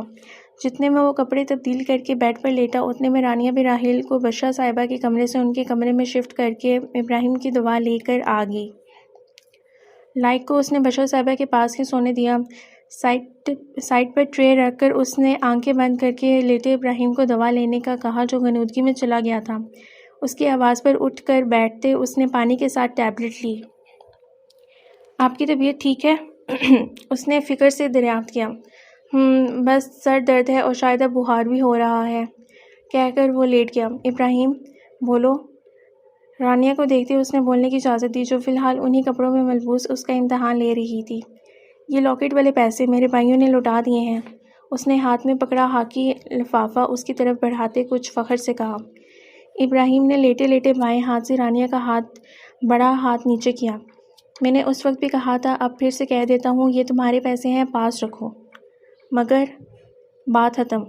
رانیہ کو بولتے دیکھ کر اس نے ٹوکا، پھر میں یہ سیف میں ہی رکھ دیتی ہوں۔ مزید بحث کا ارادہ ترک کرتے اسے تشکر سے دیکھتے وہ بولی، جو مرضی کرو۔ ابراہیم نے کندھے اچکاتے کہا۔ پیسے رکھ کر جب وہ کمرے سے باہر جانے لگی تب ابراہیم اسے پکار اٹھا۔ دل تھا کہ اسے سامنے دیکھنے کو بہانے تلاش کر رہا تھا۔ تھوڑی دیر رک جاؤ، میرے ساتھ باتیں کرو۔ اس کی فرمائش پر رانیہ کے دل میں ہلچل سی مچی۔ وہ جلتی ہوئے بیڈ کے قریب آ کر رکی۔ مجھے تو یہ پتا تھا جس کے سر میں درد ہو وہ اپنے پاس موجود سب کو چپ کروا دیتا ہے، اور آپ مجھے بولنے کا کہہ رہے ہیں؟ وہ سادگی سے بول گئی۔ مجھے تمہیں سن کر اچھا لگے گا، مسکرا کر کہتے اس نے رانیہ کے لیے جگہ بنائی۔ ابراہیم کے جگہ بنانے پر وہ کچھ جھجک کر وہیں اس کے پاس بیڈ پر بیٹھ گئی۔ اپنے بارے میں بتاؤ۔ اس کے بیٹھنے پر وہ بولا۔ کیا بتاؤں؟ ہاتھ میں پہنی انگوٹھی سے کھیلتے وہ ایک نظر اسے دیکھتے بولی۔ شادی سے پہلے کیا کرتی تھی، پسند ناپسند وغیرہ؟ چند ثانیے کی خاموشی کے بعد وہ دھیمی آواز میں آہستہ آہستہ کر کے اپنے متعلق سب بتاتی چلی گئی۔ اس رات دونوں نے بہت سی باتیں کی، ایک دوسرے کے بارے میں بہت کچھ جاننے کا موقع ملا۔ دونوں کے درمیان موجود تکلف کی دیوار گری جس میں زیادہ ہاتھ ابراہیم کا تھا۔ اس کا سر درد بھی کافی حد تک ختم ہو چکا تھا۔ کمرے کا دروازہ کھلا تھا جس کے باعث راحیل کے رونے کی آواز انہیں بآسانی سنائی دے گی، جو یقیناً اٹھ کر اسے نہ پانے پر ماما ماما کا پکارتے رو رہا تھا۔ اس سے قبل بشرا صاحبہ جاگتی، وہ ابراہیم کو سونے کا کہتے اپنے پیچھے دروازہ بند کرتی راحیل کے پاس چلی گئی۔ رمضان المبارک کا مقدس مہینہ اپنے ساتھ بہت سی خیر، رحمتیں، روحانی و جسمانی برکات اور نیکیوں کے مواقع سمیٹ لایا تھا۔ ہر کوئی اللہ کی خوشنودی حاصل کرنے کے لیے نیکی کے کاموں میں بڑھ چڑھ کر حصہ لے رہا تھا۔ رمضان ایسے عبادتوں میں گزر رہا تھا کہ پتہ ہی نہیں چل رہا تھا۔ شام کی نیلاہٹ ہر سو اترنے لگی تھی۔ دوپہر کی جھلسا دینے والی گرمی کے بعد اب موسم قدرے بہتر تھا، کچھ ٹھنڈی ہوائیں بھی چل رہی تھیں۔ راحیل بیٹا چپ کرو، نہیں ہو آپ موٹے، ایسے افطاری کے ٹائم پر نہیں روتے۔ کڑھائی میں موجود پکوڑوں کو تلتے اس نے کچھ چڑ کر اپنی دائیں ٹانگ سے لپٹ کر روتے سرخ پھولے گالوں والے اپنے بیٹے کو سمجھایا، جس نے پچھلے 15 منٹ سے رو رو کر اپنا برا حال کر لیا تھا۔ لائک فوٹو دکھا رہا، وہ ہی کر رہا، بریکٹ ہنس رہا ہے۔ وہ ماں کی ٹانگ چھوڑ کر رونے کے درمیان بولا۔ فوٹو میں تو بھائی بابا ماما سب موٹے لگ رہے ہیں۔ مصروفیت کے باعث اس کے پاس راحیل کو اٹھا کر چپ کروانے کا وقت نہیں تھا۔ روزہ کھلنے میں وقت کم رہ گیا تھا، اوپر سے نگہت چھٹی پر تھی، سب کام اسی نے کرنے تھے۔ ٹیبل وہ لگا چکی تھی، بس گرما گرم پکوڑے رکھنا باقی تھے۔ مجھے ایان بنا دیا، راہی موٹا نہیں۔ نہ جانے اس کے دماغ میں کیا سمائی تھی کہ اس بات کو اتنے دن گزر جانے کے باوجود تصویر دیکھنے پر وہ اسی روز کی طرح رو پڑا۔ ہوا کچھ یوں تھا کہ ہر سال کی طرح اس سال جب ابراہیم رمضان سے قبل ہما کو عیدی دینے کراچی گیا تو اپنے ساتھ رانیہ اور بچوں کو بھی لے گیا۔ ایسے ان لوگوں کی بھی کچھ سیر و تفریح ہو جاتی۔ وہاں 3 روز کے قیام کے دوران ایک روز ابراہیم، رانیہ اور بچوں کو لے کر سی ویو گیا۔ ہما کے بچوں کے امتحانات چل رہے تھے جس کی وجہ سے ان لوگوں کو گھر رکنا پڑ گیا۔ سمندر کی سیر کو جانے کے لیے کشتی میں سوار ہونے سے قبل ان سب کو لائف جیکٹ پہنائی گئی، جس کو پہنتے ساتھ ہی راحیل نے رونا شروع کر دیا۔ اس کے ننھے ذہن کے مطابق یہ جیکٹ پہننے سے وہ اپنی پھپھو کے بیٹے ایان کی طرح ہو گیا تھا، جس کی اچھی خاصی صحت تھی۔ راحیل جو اپنے سے 5 سال بڑے ایان کو موٹا کہہ کر چھیڑتا تھا، ایک دم سے اس خود کو موٹا دیکھ کر رونے لگا۔ ری کرتے راحیل کو اٹھاتے وہ لوگ کشتی میں سوار ہو گئے اور کشتی چل پڑی۔ کشتی چلتے 10 منٹ ہو چکے تھے۔ ابراہیم اور رانیہ نے اس کو بہت بہلانے کی کوشش کی مگر وہ تو چپ ہونے کا نام ہی نہیں لے رہا تھا۔ وہاں ہی یادگار کے طور پر انہوں نے کچھ تصاویر لیں جن میں راحیل رو رہا تھا، ابراہیم روتے بیٹے کو بہلا پھسلا رہا تھا، لائک خود میں مگن کھڑا تھا اور رانیہ جس نے سائڈ ٹیبل پر رکھی مہوش کی تصویر کو دیکھتے سوچا تھا کیا کبھی وہ بھی اس طرح مسکرا سکے گی۔ تصویر میں کھڑے پورے دل سے ہنس رہی تھی۔ اب لائک نے موبائل میں سیو وہی فوٹوز نکال کر اسے چھیڑا جس پر تنگ ہوتے راحیل بالکل اسی دن کی طرح رو رہا تھا۔ اس دن تو اس کے رونے کے سبب جلد ہی ساحل پر آتے انہوں نے لائف جیکٹ اتاری تو وہ چپ کر گیا، مگر آج رانیہ کو سمجھ نہ آئی کہ وہ کیا کرے۔ بس ماما کام ختم ہو گیا، میں ابھی لائک کو ڈانٹتی ہوں۔ پکوڑے تلے جا چکے تھے۔ کڑاہی کے نیچے آگ بند کرتے رانیہ انہیں پاس رکھی ٹرے میں نکالتے راحیل کو چمکار کر بولی۔ راحیل! کچن کے دروازے پر کھڑے ابراہیم نے روتے ہوئے راحیل کو کچھ غصے سے آواز دی، جو چپ ہونے کا نام نہیں لے رہا تھا۔ آہ میرا ہاتھ! کراہ کر کہتے وہ چولہے کے پاس سے پیچھے ہٹی۔ ابراہیم کی اچانک آواز پر وہ ڈر گئی، جس سے اس کا ہاتھ گرم کڑاہی پر لگا۔ کیا ہوا؟ فکر سے بولتا ابراہیم تیزی سے اس کی جانب بڑھا۔ راحیل بھی اپنا رونا بھول کر ماں کو دیکھنے لگا۔ بیٹھو، ادھر میں کچھ لگانے کو لاتا ہوں۔ قریب پہنچتے ایک بازو اس کے کندھے کے گرد پھیلایا اور اس سے لیے کچن میں بڑے پڑے گول میز کے پاس آیا، چیئر کھینچتے اسے بٹھا کر کہتا وہ باہر گیا۔ مما، شرمندہ سا راہیل چھوٹے چھوٹے قدم اٹھاتا اس کے پاس آیا۔ کچھ بھی نہیں ہوا، ابھی ٹھیک ہو جائے گا۔ دوبارہ رونے کی تیاری پکڑتے راہیل کو دیکھ کر رانیہ نے اسے بہلایا۔ راہی، سائڈ پر ہو، دادی کے پاس جاؤ، شاباش۔ ہاتھ میں کریم پکڑے آتے ابراہیم نے کہا۔ نہیں راہی، مما پاس، بول کر وہ اس کی گود میں منہ چھپا گیا۔ ہاتھ پر ہونے والی جلن برداشت کرتے رانیہ نے دوسرے ہاتھ سے اس کے بالوں میں ہاتھ پھیرا۔ لائیں میں لگا لوں؟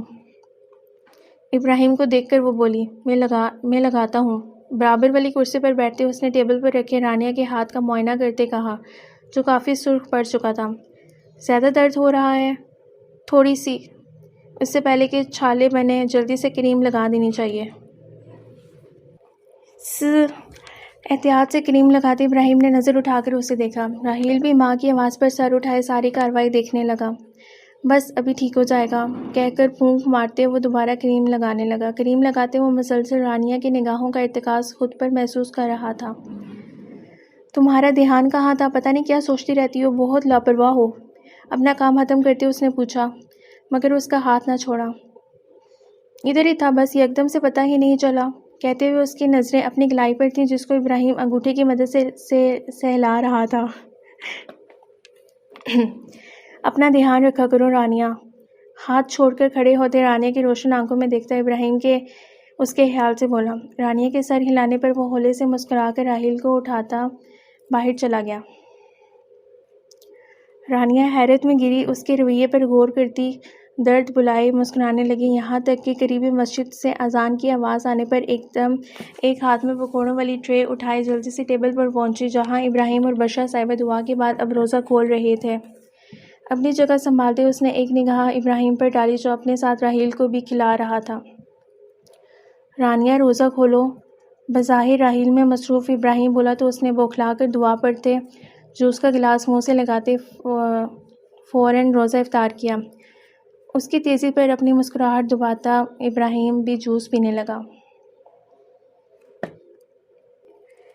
رمضان المبارک کا تیسرا عشاء شروع ہو چکا تھا۔ آج 25واں روزہ تھا۔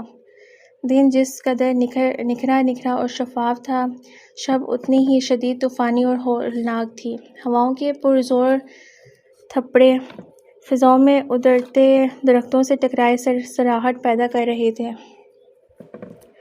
سیاہ چادر پر منڈلاتے سرمئی بادل برس رہے تھے۔ بادلوں کی چنگھاڑ رات کی وحشتوں اور سناٹوں کو چیر کر ارتعاش برپا کر رہی تھی۔ اس پر پرہول تاریکی میں بجلی کی چمکتی لکیریں۔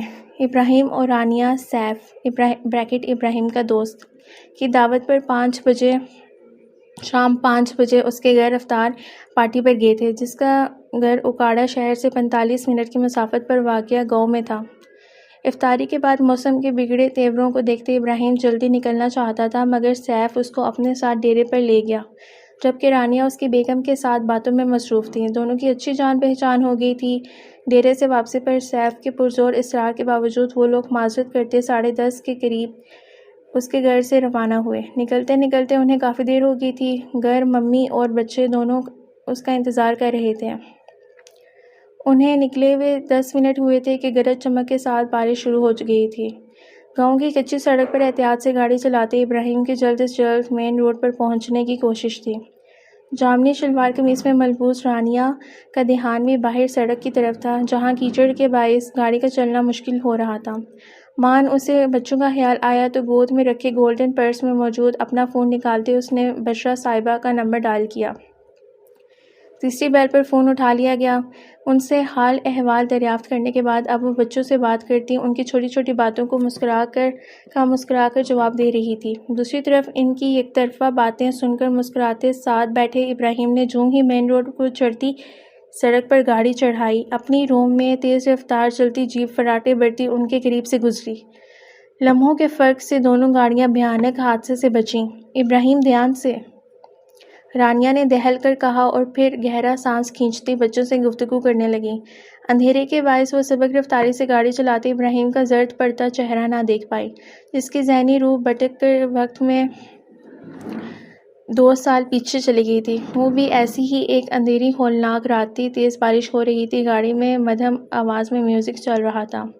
بچے گھر اس کا اور مہوش کا انتظار کر رہے تھے۔ اس کے برابر میں بیٹھی مہوش باتیں کر رہی تھی اور پھر ایک بار پھر سب ویسا ہی ہو رہا تھا۔ وقت اس کے ساتھ کیا کھیل کھیلنے والا تھا؟ کیا آج رات بھی کچھ برا ہونے والا تھا؟ نہیں، اس بار وہ اپنے ساتھ کچھ برا نہیں ہونے دے سکتا۔ اب کی بار اس میں کوئی نقصان اٹھانے کی ہمت نہیں تھی۔ رانیہ، کال بند کرو۔ پیشانی مسلتے ابراہیم نے گاڑی میں چلتا میوزک بھی بند کر دیا۔ جی کرتی ہوں، کہتے اس نے بچوں کو خداحافظ کرنا چاہا، مگر راحیل تھا کہ فون بند کرنے کا نام ہی نہیں لے رہا تھا۔ رانیہ کی آواز اس کے کانوں میں ہتھوڑے کی مانند لگ رہی تھی۔ اوپر سے بے چینی حد سے سوا تھی۔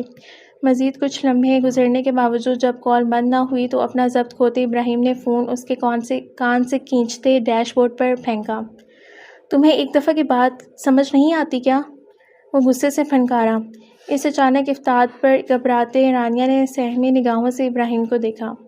پیشانی پر فکر کی لکیریں، متغیر ہوتی رنگت، اضطراری کیفیت میں گاڑی چلاتا ہوا نہ جانے زیر لب کیا بڑبڑا رہا تھا۔ ابراہیم، آپ ٹھیک ہیں؟ کیا ہوا ہے؟ اس نے سنبھل کر پوچھا۔ ابراہیم نے اس کی بات کا کوئی جواب نہ دیا۔ اب نہ جانے وہ سن کر انجان بنا تھا یا پھر اس نے سنا ہی نہیں تھا۔ رانیہ کو اس کی حالت ٹھیک نہ لگی۔ آگے جا کر بارش ہلکی پھلکی ہو چکی تھی، مگر ان کی گاڑی کچھوے کی رفتار سے ہی چل رہی تھی۔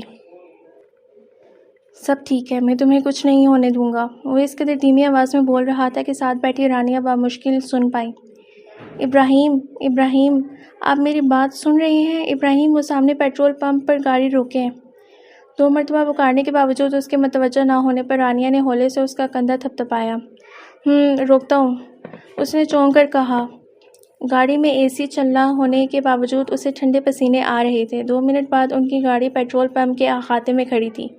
وہاں پر ان کی گاڑی کے علاوہ چند ایک اور گاڑیاں بھی تھیں۔ کوئی پیٹرول ڈلوا رہا تھا، کوئی وہاں بنے اسٹور سے کھانے پینے کا سامان لے رہا تھا۔ گاڑی لگاتے ابراہیم نے اپنا سر اسٹیئرنگ وہیل پر رکھ دیا۔ خاموش بیٹھی رانیہ تفکر سے اس کی بدلتی کیفیت کا جائزہ لینے لگی۔ کچھ دیر بعد اس نے رانیہ سے پانی مانگا۔ رانیہ نے گاڑی میں موجود پانی کی چھوٹی بوتل اسے تھمائی۔ منہ سے لگاتے وہ ایک ہی سانس میں ساری بوتل ختم کر گیا تھا۔ اس کے ہاتھ سے خالی بوتل پکڑتے رانیہ نے سائڈ پر رکھی۔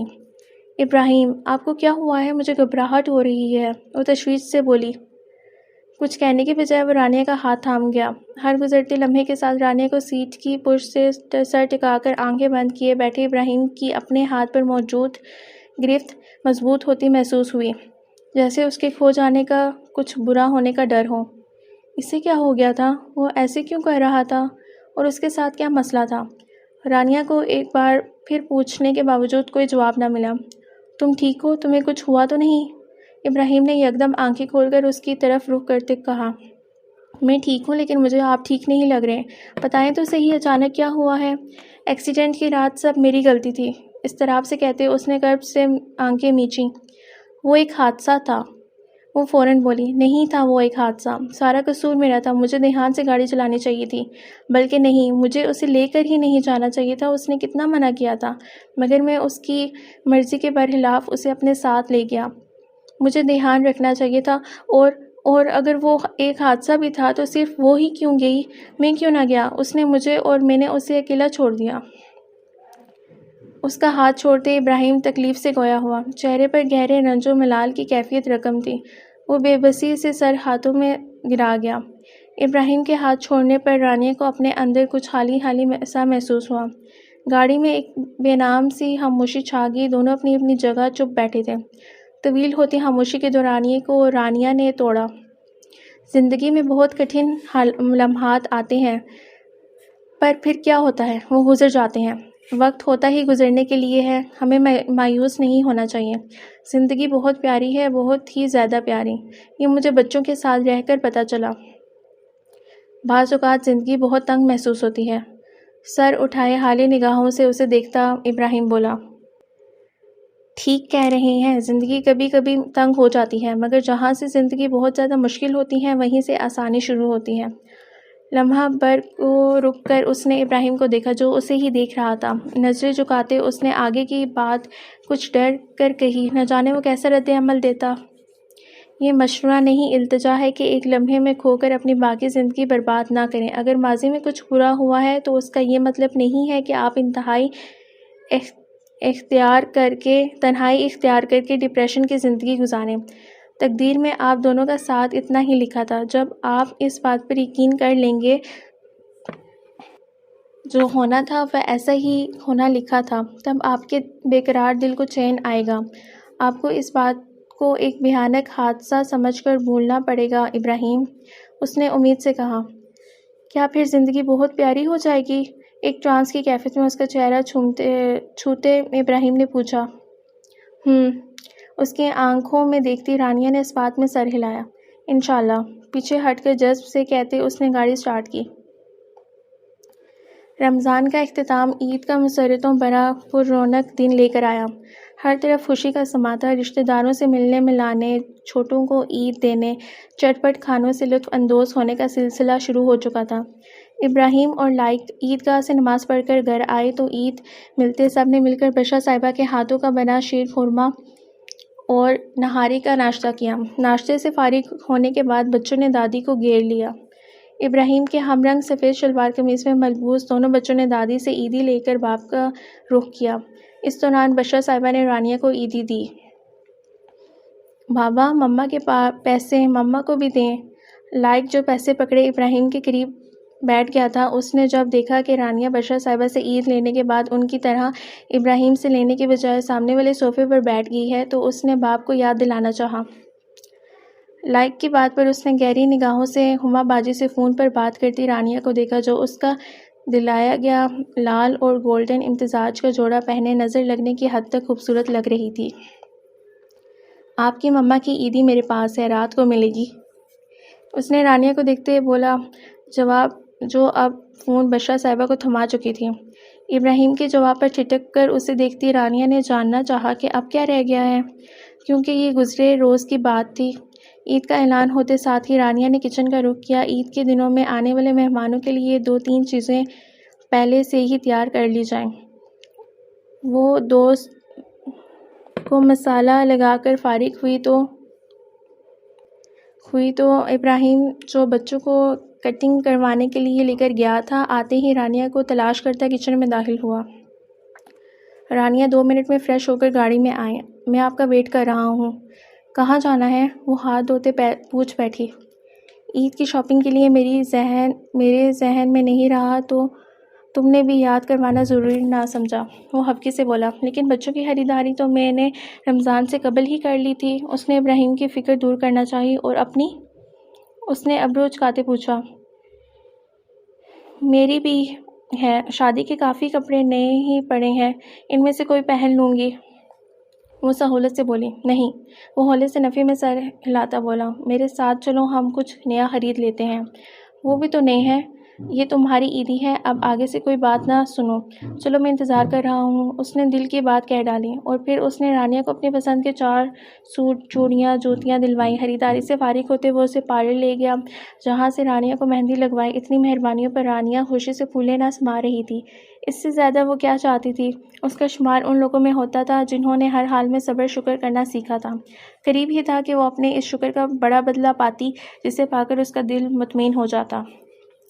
دوپہر کا کھانا رانیہ کے بھائیوں کی طرف تھا، جہاں سے ابراہیم ان لوگوں کو سیر و تفریح کے لیے لے گیا تھا۔ رات میں ایک پرلطف ڈنر کے بعد وہ لوگ گھر لوٹے تو صبح کے جاگے بچے تھکن سے آتے ساتھ ہی سو گئے۔ رانیہ لیٹنے سے قبل بشرا صاحبہ کے کمرے میں انہیں گرم دودھ دینے گئی۔ دودھ کا گلاس پکڑتے انہوں نے رانیہ کو دعاؤں سے نوازا۔ وہ باہر نکلی تو اس کے پیچھے ہی ماں کے پاس بیٹھا ابراہیم بھی رانیہ کے ساتھ ہو لیا۔ رانیہ کے برعکس وہ ابھی بھی اپنے صبح والے لباس میں ہی ملبوس تھا، جبکہ رانیہ کپڑے تبدیل کر کے آرام دہ سوٹ پہن چکی تھی۔ رانیہ، اپنے روم میں چلو۔ بچوں کے روم میں جاتی رانیہ کو ابراہیم کی آواز نے روکا۔ وہاں ہی جا رہی ہوں، اس نے سادگی سے جواب دیا۔ میرا مطلب ہے ہمارے روم میں، نرمی سے کہتے ابراہیم نے اپنی بات واضح کی۔ کس حیثیت سے؟ وہ جانتی تھی ابراہیم بدل گیا ہے، مگر پھر بھی دل کچھ سننے کا منتظر تھا۔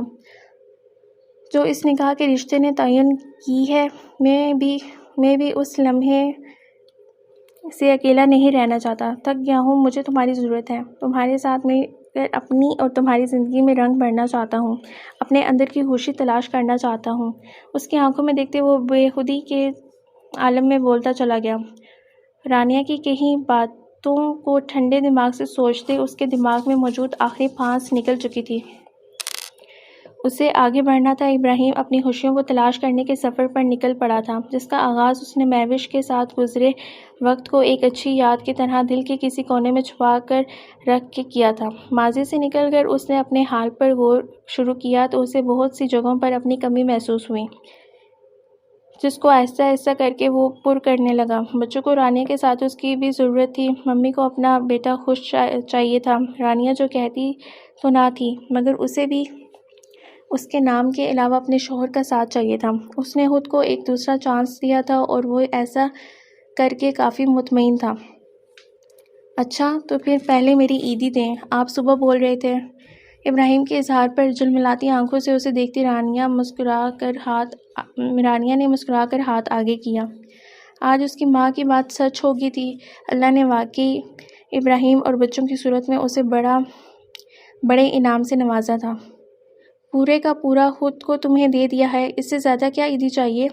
اس کا ہاتھ تھامتے وہ شریر ہوا, جس پر رانیہ نے شرماتے ہوئے بغیر کچھ کہے ابراہیم کے ہمراہ کمرے کی طرف قدم بڑھائے. اس کا انتظار تمام ہوا تھا. دل میں موجود اپنے ہمسفر کے لوٹ آنے کی امید پوری ہوئی تھی. کتنی انوکھی عید تھی کہ دل میں موجود سارا غبار لے کر سدا بہار خوشیاں لے آئی تھی. ختم شد. تو میرے عزیز لسنرز, یہ آج کا ناول ہوا اپنے اختتام پر. اگر آپ اسی طرح ہی مزید اچھے ناول سننا چاہتے ہیں تو میرے چینل کو سبسکرائب کریں. Thank you.